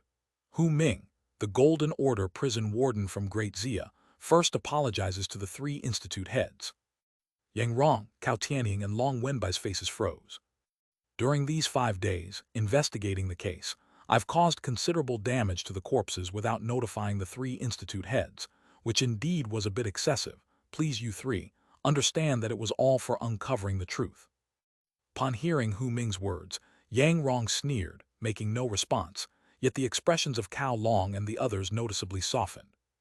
Hu Ming didn't dwell further on it, directly moving towards the 13 Beishuo corpses, pointing at Yang Ning behind Yang Rong and questioning.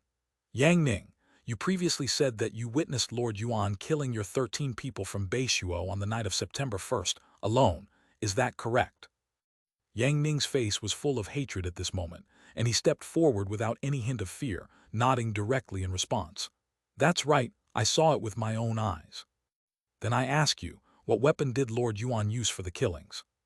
He used his double-edged giant axe. Everyone's gaze immediately focused on Yuan Cheng. Be precise, on the silver double-bladed giant axe beside him. Yuan Cheng's face twitched slightly, but he said nothing. Fine, for now, let's not discuss whether Lord Yuan had the strength to kill Yang Fan's 13 people at such speed. All of you please first observe Yang Fan's corpse. On Yang Fan's forehead, there was indeed a large axe mark, and almost his entire face was hacked apart, clearly showing he died from being hacked by an axe. Seeing everyone fixated on Yang Fan's corpse's head, Hu Ming directly bent down and astonishingly peeled off the flesh from his forehead plaque with bare hands. Yang Fan had been dead for so long, the corpse had been frozen for days, and the stiffness of the flesh could be imagined. But Hu Ming, possessing the strength of 25 toughs, had no difficulty in peeling the flesh from the body. Splat! At the sound of flesh separating from bone, everyone's brows furrowed sharply. After peeling the flesh from the forehead, Hu Ming directly stood Yang Fan's corpse upright, displaying the peeled frontal bone to everyone.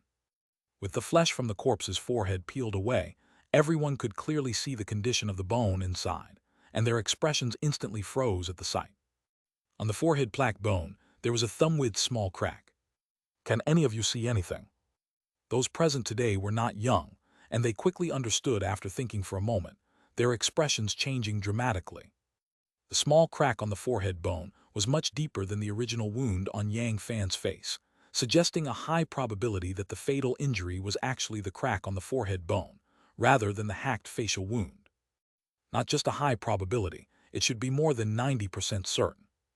Judging from the hack marks on Yang Fan's face, this axe strike certainly guaranteed Yang Fan's death. If it was indeed Yuan Cheng who killed him, there was no need to stab Yang Fan's forehead with a sword. It would be redundant. Of course, one corpse isn't enough to prove anything. Hu Ming continued speaking at this moment, motioning towards Great Xia, from which more than a dozen Silver Order prison wardens came forward, joining him in lifting the remaining 12 Beishuo Chamber of Commerce corpses, some peeling the chests, some peeling the back skulls, others the spines. Chapter 1242, Chapter 412, Outer Realm People Demon Dragon Strength Confident Chu Yanner Hu Ming Skills. Every area they uncovered had a thumb-width crack. These small cracks on the bones, their color is very distinct. We all know they weren't made afterwards. Hu Ming was the first to speak up with an explanation. Then he paused and continued. The 8 Institute chiefs, their cultivation is above mine. They should know that all the strength of a cold resistance level being is concentrated in their skin membrane and flesh. Let's disregard the other 12. Just take Yang Fan with a strength of 31 zhang as an example.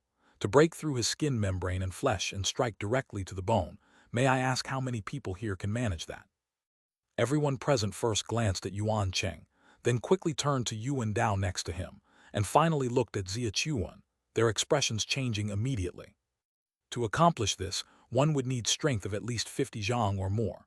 Among those present today, not a single person right. Hu Ming spoke confidently, leaving everyone in silence. Only Xia Chuan, Yuan Dao, Yuan Cheng, and Su Ning exchanged glances, with a hint of peculiarity flashing in their eyes.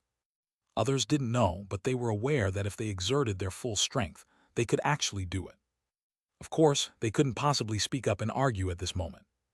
If only Beishuo was like this, it might have been an accident. However, I ask you all to please continue to watch. Without waiting for the others to speak, Hu Ming gestured to his subordinates. As 19 more corpses were examined in the same manner by Hu Ming and others, finding thumb-width small cracks deep within the bones, the expressions of the 8 towns' institute chiefs and their companions changed drastically. You all can see it, right? The broad wounds on the 9 bodies from the Yonk merchant are not as deep as these small cracks, and the normal knife wounds on the 10 bodies from Dragon Valley are also not as deep as these small cracks. What does that imply? Need I say more? What else could it mean? Anyone with a bit of experience could see that those small cracks were clearly made by a longsword with a blade about a thumb-width wide. No matter how strong a person's power is, their weapon of choice cannot be changed. In Ice Abyss, one frequently battles with cold beasts, and someone as skilled with all weapons as Xia Hong is very rare. The small cracks on the bones of these 32 bodies are all deeper than the original wounds, which means those small cracks are the true fatal injuries. Looking at the depth of the forehead bone wound of the strongest, Yang Fan, the person using the sword definitely has a strength of over 50 zhang. Today, nobody present possesses that strength. Moreover, not only today, even if we search through the entire 9 towns, it would be difficult to find even 20 people with over 50 zhang of strength. Ladies and gentlemen, it is actually quite clear by now. There's a cold resistance level expert with more than 50 zhang, who is well aware of the usual weapons of Yuan Sijing, Director Yuan, and Qiu Sijing. This person killed members of the 3 towns' Chamber of Commerce on September 1st, 3rd, and 5th, and after the murders, deliberately created these wounds with weapons to make the 3 towns mistakenly believe that it was indeed the 3 of them who committed the murders. Impossible, no way, you're lying. I saw Yuan Dao kill someone with my own eyes, how could it be false? I even swore with my cultivation, don't you believe me? I also saw Qiu Peng kill someone with my own eyes. You deliberately crafted these to deceive us. Seeing everyone nodding frequently at Hu Ming's words, clearly believing his judgment, Yang Ning, Cao Yuanwu, and Long Bohai could no longer sit still. They were too agitated, having forgotten the advice of their elders prior to their arrival, and regardless of any potential offense, they stood up and angrily accused Hu Ming of lying. At this, everyone's expression slightly tightened. Especially since the 3 of them, in order to enhance the credibility of their words, began swearing oaths with their cultivation in front of everyone, leaving all present confused. These three really don't seem to be lying. But the evidence provided by Hu Ming was already very convincing. What is really happening? Ladies and gentlemen, how about letting me try? Chapter 1243, Chapter 413, The Truth, Shifting the Blame to Kaiku, Hongmen Affairs concluded. Everyone, why don't I give it a try? In front of Xia Chuan, the fourth in line Su Ning, slowly stepped forward. All eyes immediately focused on him, full of confusion. Su Ning didn't speak. He just walked slowly toward Yang Ning, Cao Yuanwu, and Long Bohai in the middle of the hall. What are you trying to do? Although Su Ning didn't look like he was about to make a move, Beishuo Institute Chief Yang Rong couldn't sit still and got up to ask Su Ning's intentions. Chief Yang, please be patient. This is Su Ning, the deputy director of the Great Xia's supervision department. He happens to have some techniques to verify if there are any issues with Yang Ning and the others. As Xia Chuan spoke, Yang Rong and the other institute chiefs from the 7 towns naturally dared not say anything more, continuing to watch Su Ning to see how he was planning to conduct the verification.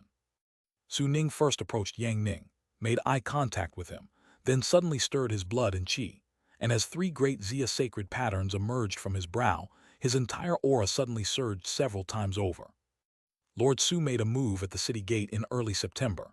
Back then, many people speculated that his strength was probably around 30 zong, but it seems far beyond that now. Only 30 zong.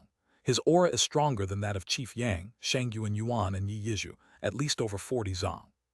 He stopped guessing wildly. Watch the faces of those 3 chiefs instead.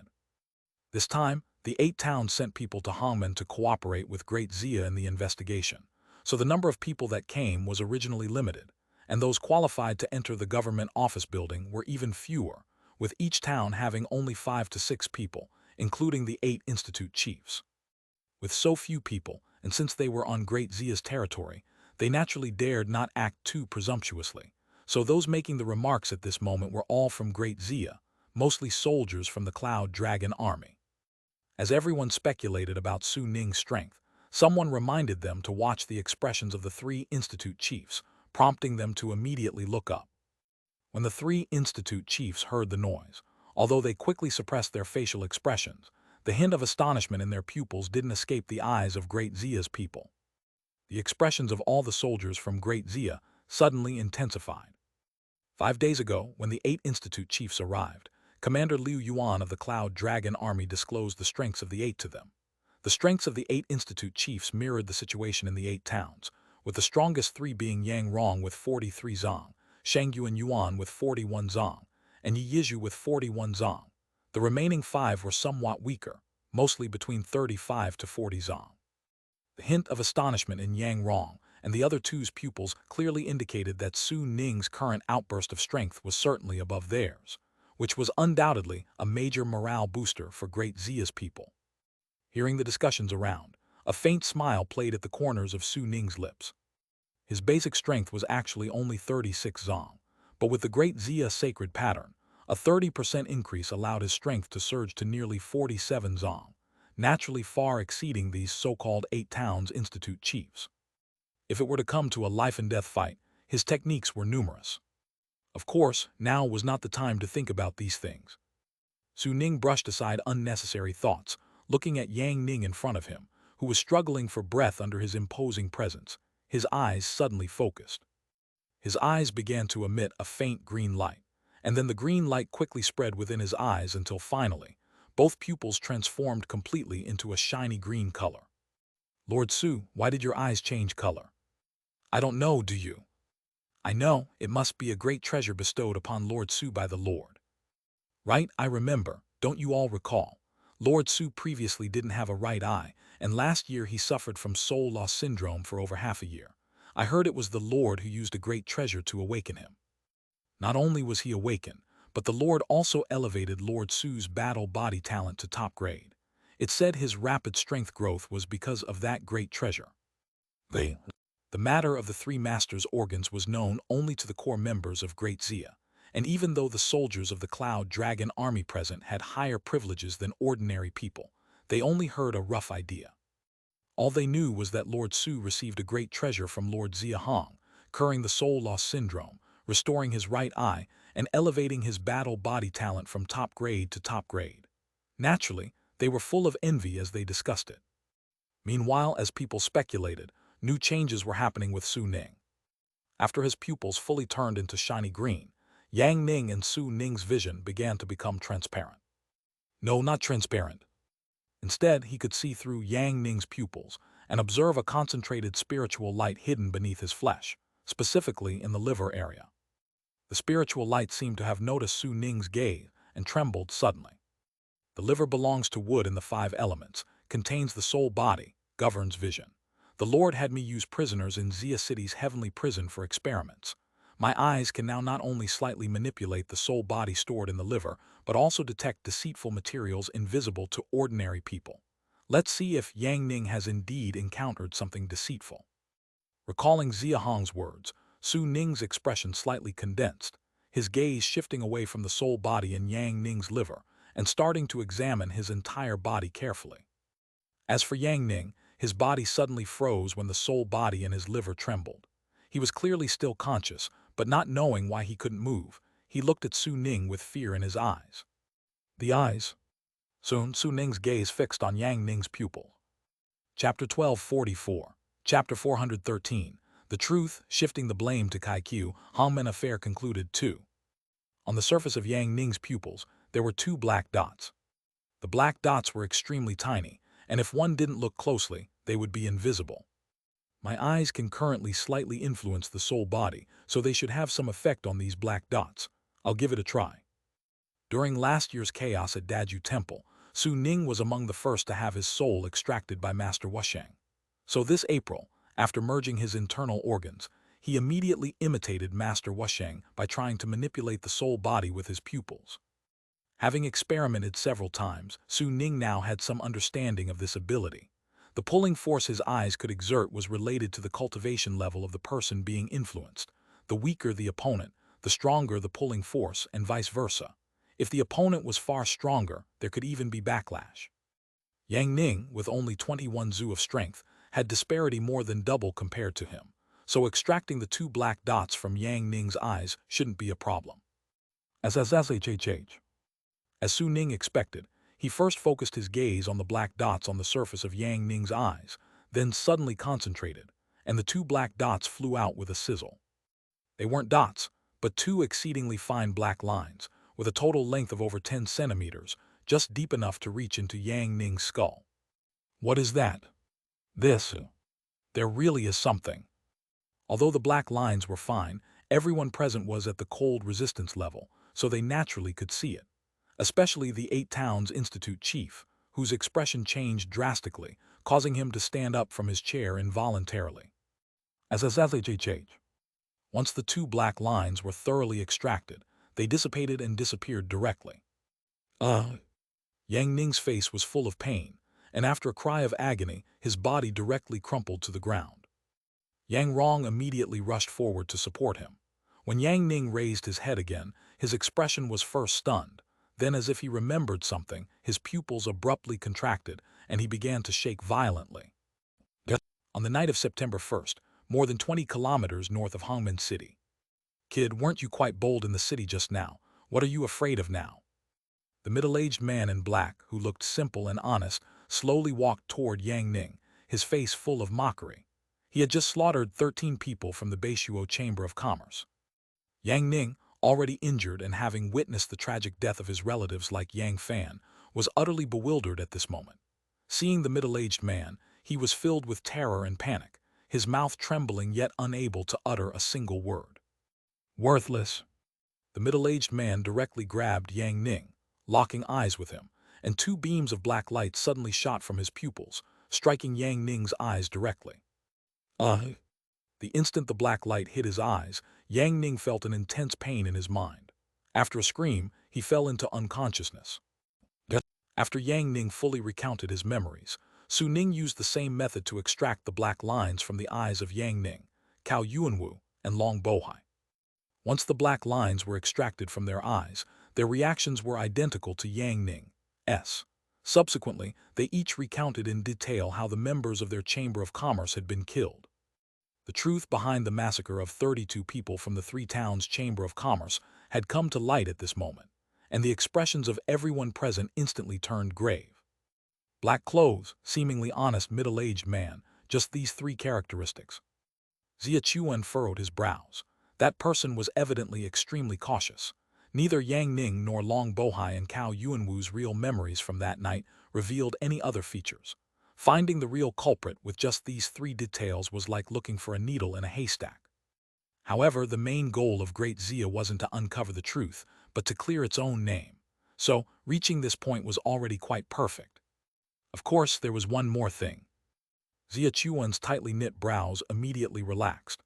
He glanced at the Eight Towns Institute chief, and then turned to signal Hu Ming at his side with his eyes. Hu Ming immediately understood, stepped forward, and said with cupped fists, "Everyone, the truth is now revealed. The real culprit behind the murder of all the members of the Three Towns Chamber of Commerce is evidently the black-clad middle-aged man from Yang Ning, Cao Yuanwu, and Long Bohai's memories. This man is adept with a longsword and incredibly strong, definitely not below 50 Zu. Moreover, he has the means to alter others' memories. Observing the reactions of the three, this person is most likely not from our 9 towns, which means there truly is an external force provoking conflict among our 9 towns." Yang Institute Chief Cao Tianying directly stood up, taking over Hu Ming's words.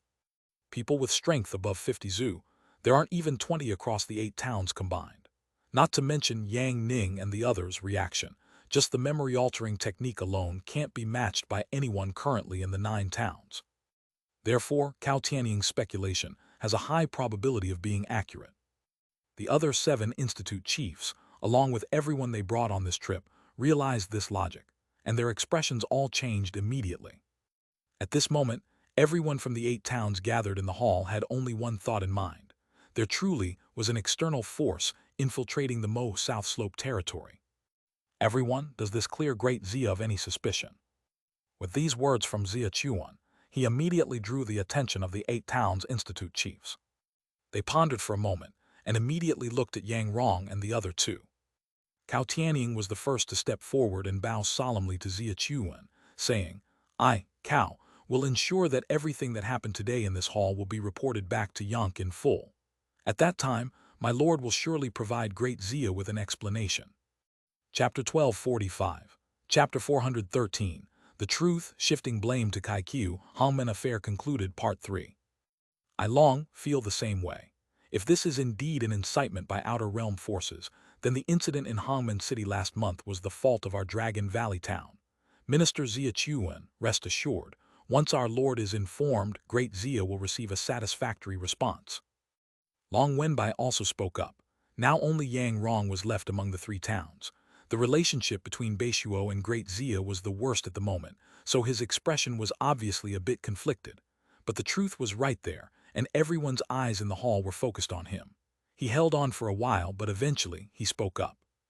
"I, Yang, will also inform our lord of this matter."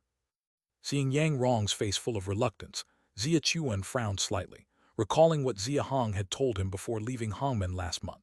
There was a high possibility that Yang Zhen knew the identity of the real mastermind behind the scenes, and a chill flashed in his eyes. However, he quickly concealed the chill in his eyes, then looked at everyone with a smile and said, "With the words of the 3 of you, this minister can rest easy. The 9 towns share the same region and should work hand in hand to build a home in the Mo South Slope. How can we let the Outer Realm scoundrels sabotage our relationships? Though those who died this time were from the 3 towns Chamber of Commerce, Great Xia will not stand idly by against such malicious people with wolf-like ambitions. I propose that we do not make today's affairs public for now to avoid alerting the enemy, stirring the grass to scare the snake, and to ease our subsequent efforts to capture this person. What do you all think?" Everyone understood immediately, and some even showed some gratitude on their faces. The deaths of the people from the 3 towns Chamber of Commerce had nothing to do with Great Xia. Previously, the 6 towns had even united to cause trouble at Hongmen over this matter. Now, not only had Great Xia uncovered the truth, but it also bore no grudges and was willing to help them capture the real culprit. With this in mind, everyone started to speak up one after another. "Minister Xia's insight is commendable. I long agree." "I Cao also agree. Minister Xia is so noble, Mayan Town pledges to cooperate fully. Jiangxia is willing to join Great Xia in capturing this person. The Beishuo will naturally capture the real culprit, but Minister Xia is right. It is indeed not appropriate to disclose this matter at this time. Yang, also agree. Even Yang Rong, the Beishuo Institute chief, was pressured by the 7 Towns Institute chiefs. If he didn't speak up, he would practically sever ties with the Mo South Slope territory.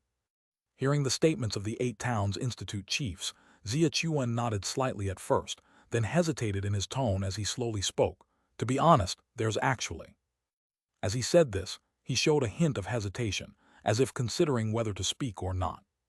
This piqued the curiosity of everyone from the 8 towns, as they all turned their heads, full of interest in looking at him. Forget it, I'll just tell you all directly. Xia Chuan pondered for a moment and finally decided to continue speaking. As for the real culprit, Great Xia already has some clues. To be precise, we've identified an outer realm force. Great Xia has already identified the outer realm force. Upon hearing this, the 8 Towns Institute chiefs were all taken aback. Seeing everyone's reaction, Xia Chuan was not surprised at all. Among the 8 town lords, some surely knew information about the outer realm forces. Xia Chuan could almost be certain of this. At the very least, according to Xia Hong's analysis, the northern 3 towns lords definitely knew. But just because the lords knew did not mean everyone else did. For Great Xia to raise the alert of the entire 8 towns against the outer realm forces, it was essential to fully reveal the existence of these outer realm forces. And now this was the first step. Seeing all the curious eyes, Xia Chuan did not keep them in suspense and directly said, Great Xia has currently confirmed with 100% certainty that there is a feudal town-level power to the north, named Kai Qiu, that is eyeing our Mo South Slope territory. This minister can also basically ascertain that the deaths of people from the 3 towns' Chamber of Commerce this time were orchestrated by the Kai Qiu feudal town. You can relay this information to your respective lords when you return. Great Xia has only been east of the Xing River for over 4 months, and we've already discovered several Kai Qiu feudal town spies within our borders. If this minister's guess is correct, it's likely that many Kai Qiu spies have long been lurking within your 8 towns. Not only has Kai Qiu sent people to infiltrate the 9 towns' territory, but they are also attempting to incite conflicts among the 9 towns. Their malicious intentions are already glaringly obvious, and I hope the 8 towns will take these matters seriously soon, or else you will have regrets if things truly go awry later. These last words from Xia Chuan were like a bomb dropped on the hearts of everyone from the 8 towns. They didn't understand what the words Kai Qiu, feudal town, truly represented. But as long as they connected these words to the outer realm forces and thought about the murder case involving the 3 towns' Chamber of Commerce, as well as the middle-aged man in black with over 50 prowess who had memory-altering abilities, it was enough. Some things are best left unsaid. Speaking too much can lead to issues.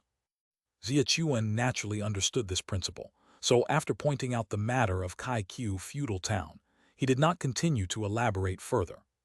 The moment the 8 Towns Institute chiefs heard about Kai Qiu feudal town, they naturally became eager to return, so without Xia Chuan's urging, they began instructing their subordinates to collect the bodies on the ground and then bid farewell to Xia Chuan. Xia Chuan naturally agreed one by one. After watching the people from the 8 towns leave one after another, he then had the Cloud Dragon army soldiers resume their duties, while he took Yuan Dao, Yuan Cheng, Qiu Peng, Su Ning, and Lin Kai upstairs together. As soon as he entered the top-floor meeting room of the ministry building, Yuan Cheng could no longer hold back his puzzlement and asked Xia Chuan, Minister, we can't confirm that person's identity yet, so why did you directly say it was done by Kai Qiu feudal town? Xia Chuan didn't speak, but Yuan Dao had obviously guessed, and a faint smile appeared on his face as he said, as long as we can confirm it's the work of the Outer Realm people and raise the 8 towns, vigilance against the Outer Realm forces, what's the harm if it's Kai Qiu feudal town or not? He paused for a moment, then continued, if it's truly Kai Qiu's doing, then we're not wronging them. If it is Kai Qiu's doing, then it proves there's a second Outer Realm force targeting the 9 towns. Tell me, if in the future both Outer Realm forces take action against the 9 towns, how would Kai Qiu feel knowing they got unjustly blamed so heavily before even getting involved? Upon hearing this, Yuan Cheng was dumbfounded, and it was not just him. Qiu Peng, Su Ning, and Lin Kai clearly hadn't thought of this angle either, and their expressions suddenly brightened. Ha ha ha, brilliant. Minister, your move is admirable, I am impressed. Right.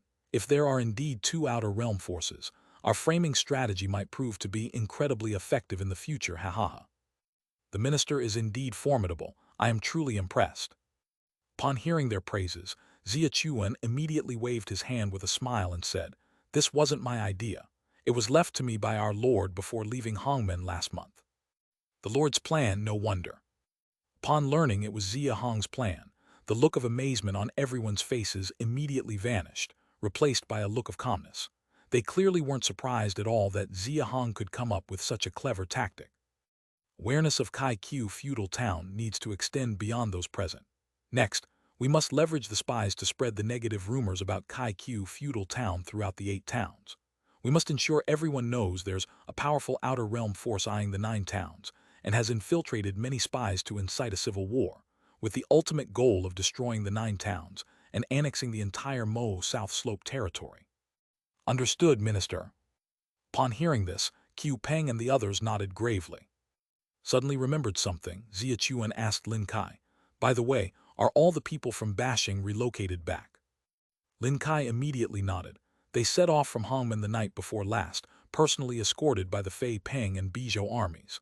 By now, they must have reached Xia City.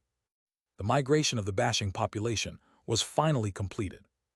Xia Chuan's expression slightly lifted, and he continued, "I and Qiu Peng need to return to Xia City first to report to the Lord. As for things in Hongmen City..." He paused slightly, turned to look at Yuan Dao, pondered for a moment, then said, "With Hu Quan leading the Dragon Martial Army, Yuan Dao, I want you stationed in Hongmen City going forward. I'm still somewhat uneasy with only Lin Kai here."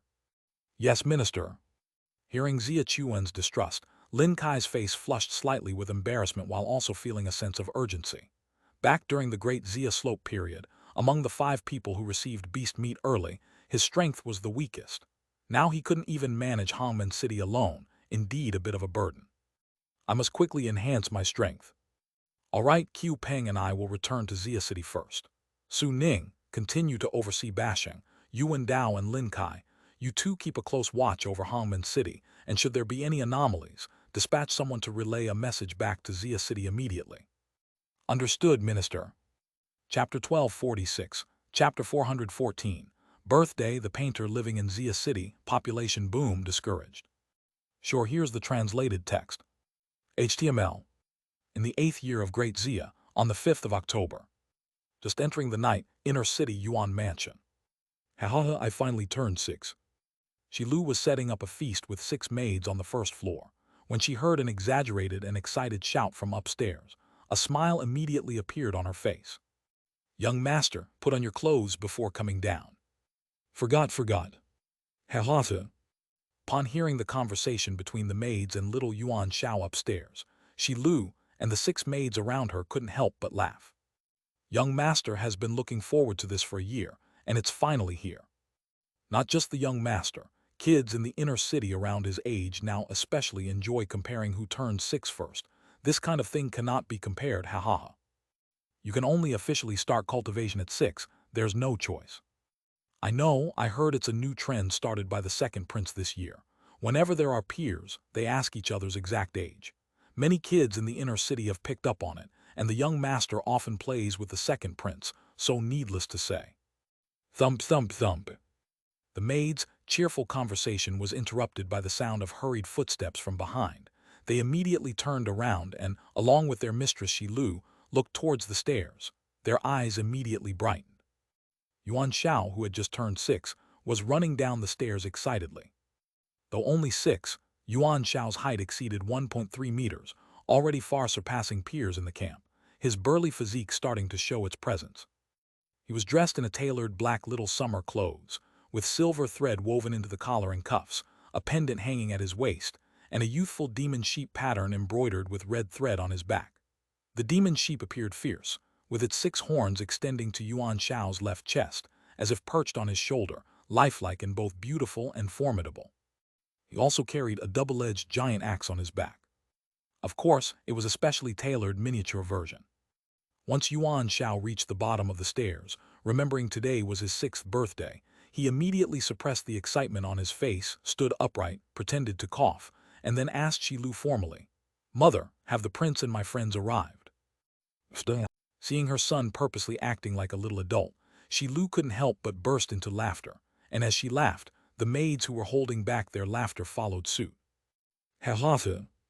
Shilu directly pulled Yuan Shao into her arms, took the giant axe off his back without hesitation, and scolded, "You little rascal, you're only 6 and dare to act all grown up in front of your mother. Wait till you're a few years older, you might flip the world." As she scolded him with laughter, she took down the giant axe from Yuan Shao's back. Seeing her son's reluctant face, she couldn't help but gently smooth the small round hair bun on his head, tidying his disheveled shoulder-length black hair which had been tousled by rushing down the stairs, then softening her voice. "You're about to enter the add hair ritual. You can't be so reckless anymore. Your father and grandfather haven't arrived yet.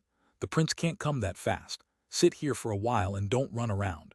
Mother has invited a painter to draw your portrait later." With the population in Great Xia increasing, the number of new generation children has started constantly rising. To better manage and regulate these new generation children, Xia Lai Ritual Chapter stipulates, before the age of 6, children's hair can only be partially tied up. After turning 6 and going through the add hair ritual, they can tie up all their hair.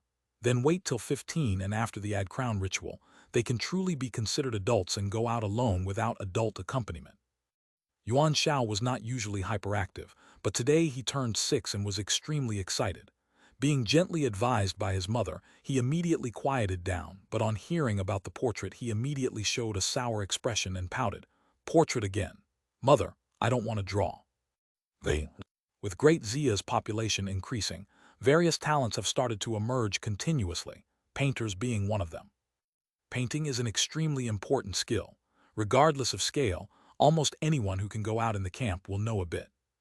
The reason is simple. Whether going out to gather or hunt, including exploration and mapping, you need to know a bit about drawing skills.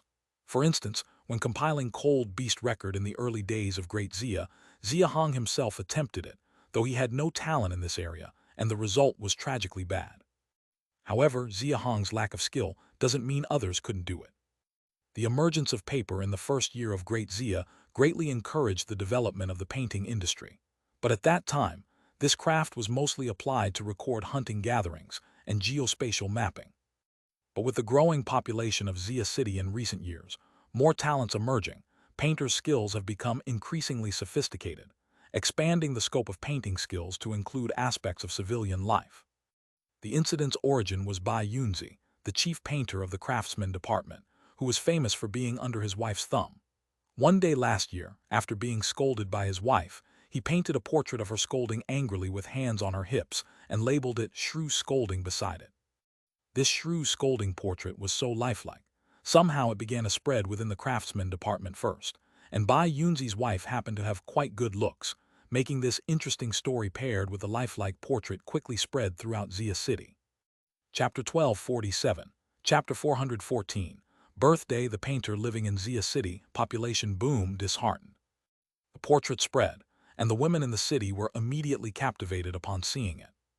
With the current level of development in Great Xia, some women now have the privilege of appreciating beauty. With beauty fleeting and youth ever passing, women naturally care about their appearance.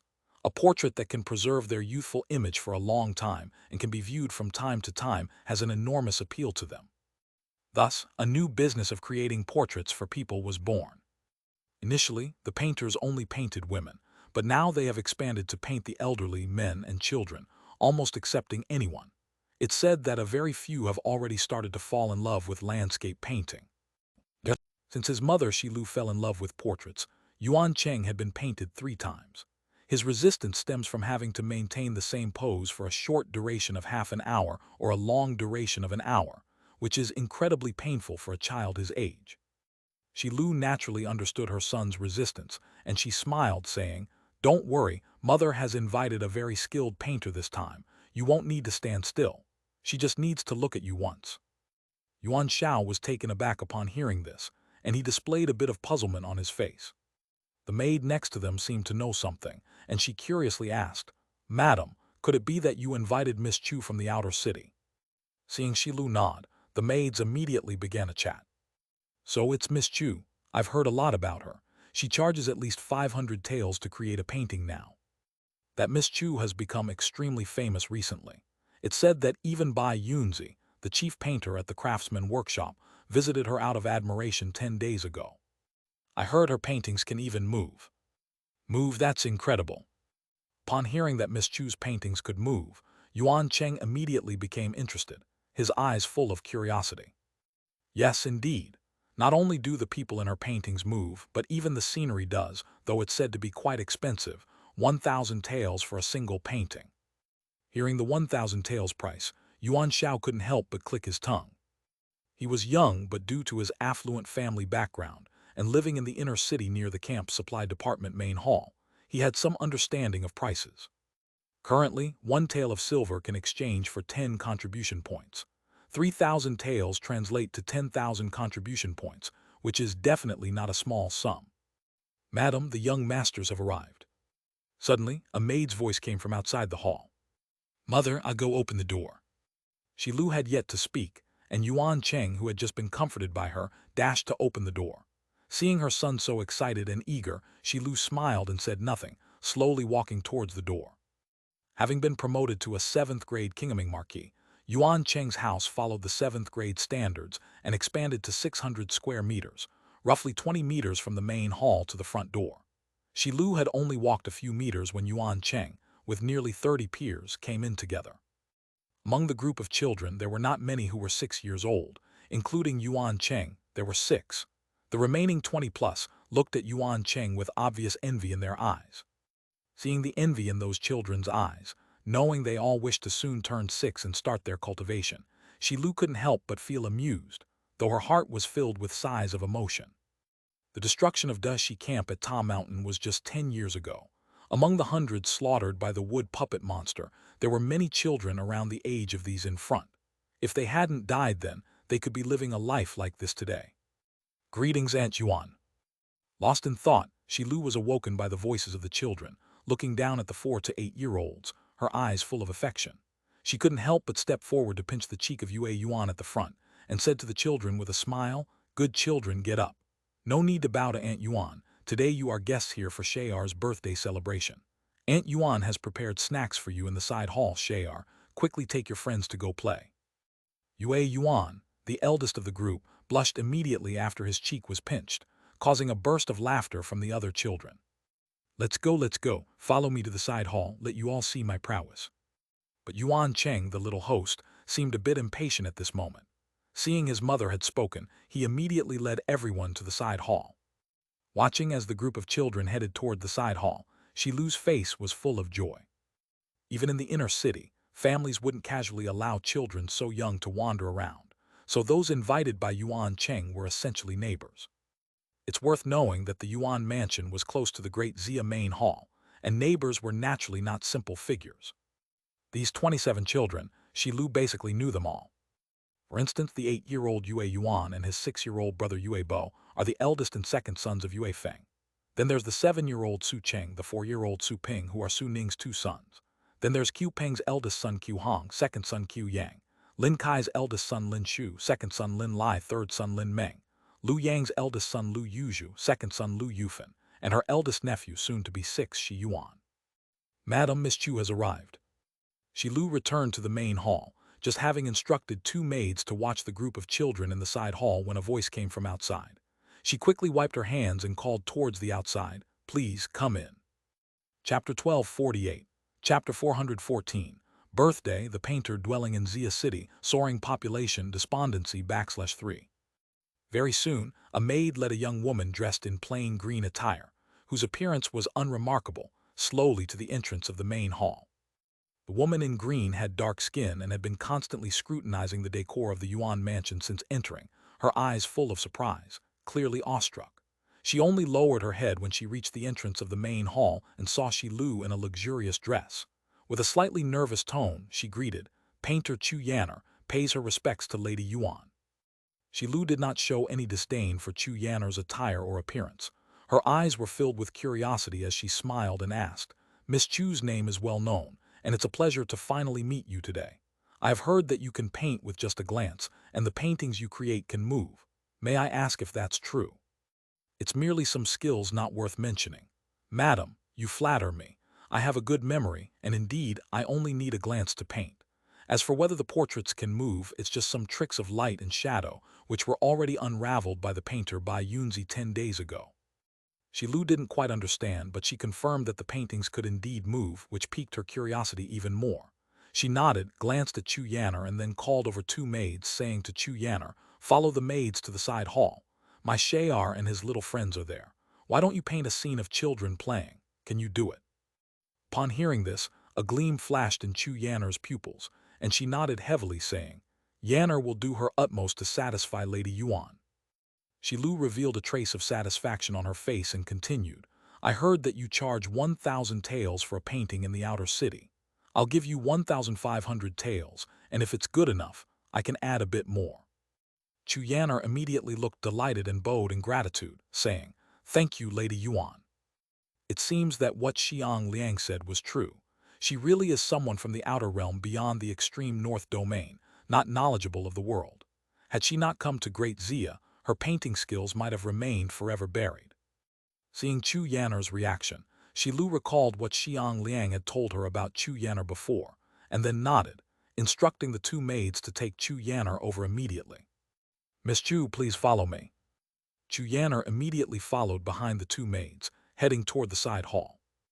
Neither Shilu nor the 2 maids noticed that the moment Chu Yanner turned around, the joy on her face vanished, replaced by a look of intense intrigue and delight deep within her pupils. "This has come without much effort, not a waste of my hard work painting in the outer city for over half a month. Now, I can not only probe into the inner city, but also paint for the core offspring of Great Xia's high levels, as long as I can capture them all in my painting." Underneath Chu Yanner's calm exterior was a heart full of joy. On the 19th of last month, she and 6 others, including Chen Yimu, assumed the identity of travelers and slipped into Xia City. However, she found that she could only operate in the outer city and couldn't even enter the inner city, let alone investigate the true state of Great Xia.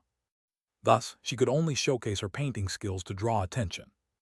Being someone who preferred quality over quantity and extremely dedicated to her craft, she used to produce at most 1 piece in 6 months at Chenkang. But over the past half a month, she had done portraits for nearly 100 people, the psychological strain of which was evident. Yet, when Xiang Liang came yesterday to inform her that Lady Yuan from the inner city wanted her to paint for her son Yuan Cheng's birthday, Chu Yanner knew her efforts of the past half-month hadn't been in vain. Yesterday it was merely a suspicion. Now it's almost certain. The mansion is so close to the main hall, this Lady Yuan is indeed the director of the garrison department, one of the 8 divisions of Great Xia, and Yuan Cheng's wife. "Miss Chu, you see, the one ahead is my young master Yuan Shao, and the remaining 27 are the young masters of various inner-city households." While Chu Yanner was pondering, she was already brought to the entrance of the side hall by the 2 maids. Following the maids pointing, she looked through the window and saw a group of little children in the hall playing with weapons, and her gaze sharpened. "All right, I will start painting here." With a composed expression, Chu Yanner opened the accompanying package, took out a blank scroll, spread it on the table prepared by the maid, and then took out a black brush from her bosom, directly starting to paint. In Great Xia, those with a cold resistance level cultivation seem to have awakened a kind of bloodline-like special defense mechanism that blocks me from capturing their image with a brush. However, those at the logging realm and earth-digging realm basically do not, meaning those with lower cultivation do not possess this bloodline trait. The oldest child here is only 8 years old and just broke through to the earth-digging realm, which means capturing their form is no problem at all. As her expression grew increasingly bright, Chu Yanner's hand movements quickened. In less than half an hour, the previously blank scroll was detailed with everything in the side hall. Even the lights and shadows of the candles were vividly clear. The 28 children were depicted moving and static, jumping and speaking, jesting and playing with weapons, all their lively images vividly coming alive on the paper, with the portrait nearing completion. The only thing missing was 28 pairs of eyes. The 2 maids beside her had long been observing, eagerly waiting for Chu Yanner to add the final touches to those 28 pairs of eyes. With a flicker in her eyes, Chu Yanner lifted the brush and first touched the face of Yuan Shao in the center of the painting, clearly intending to bring him to life first.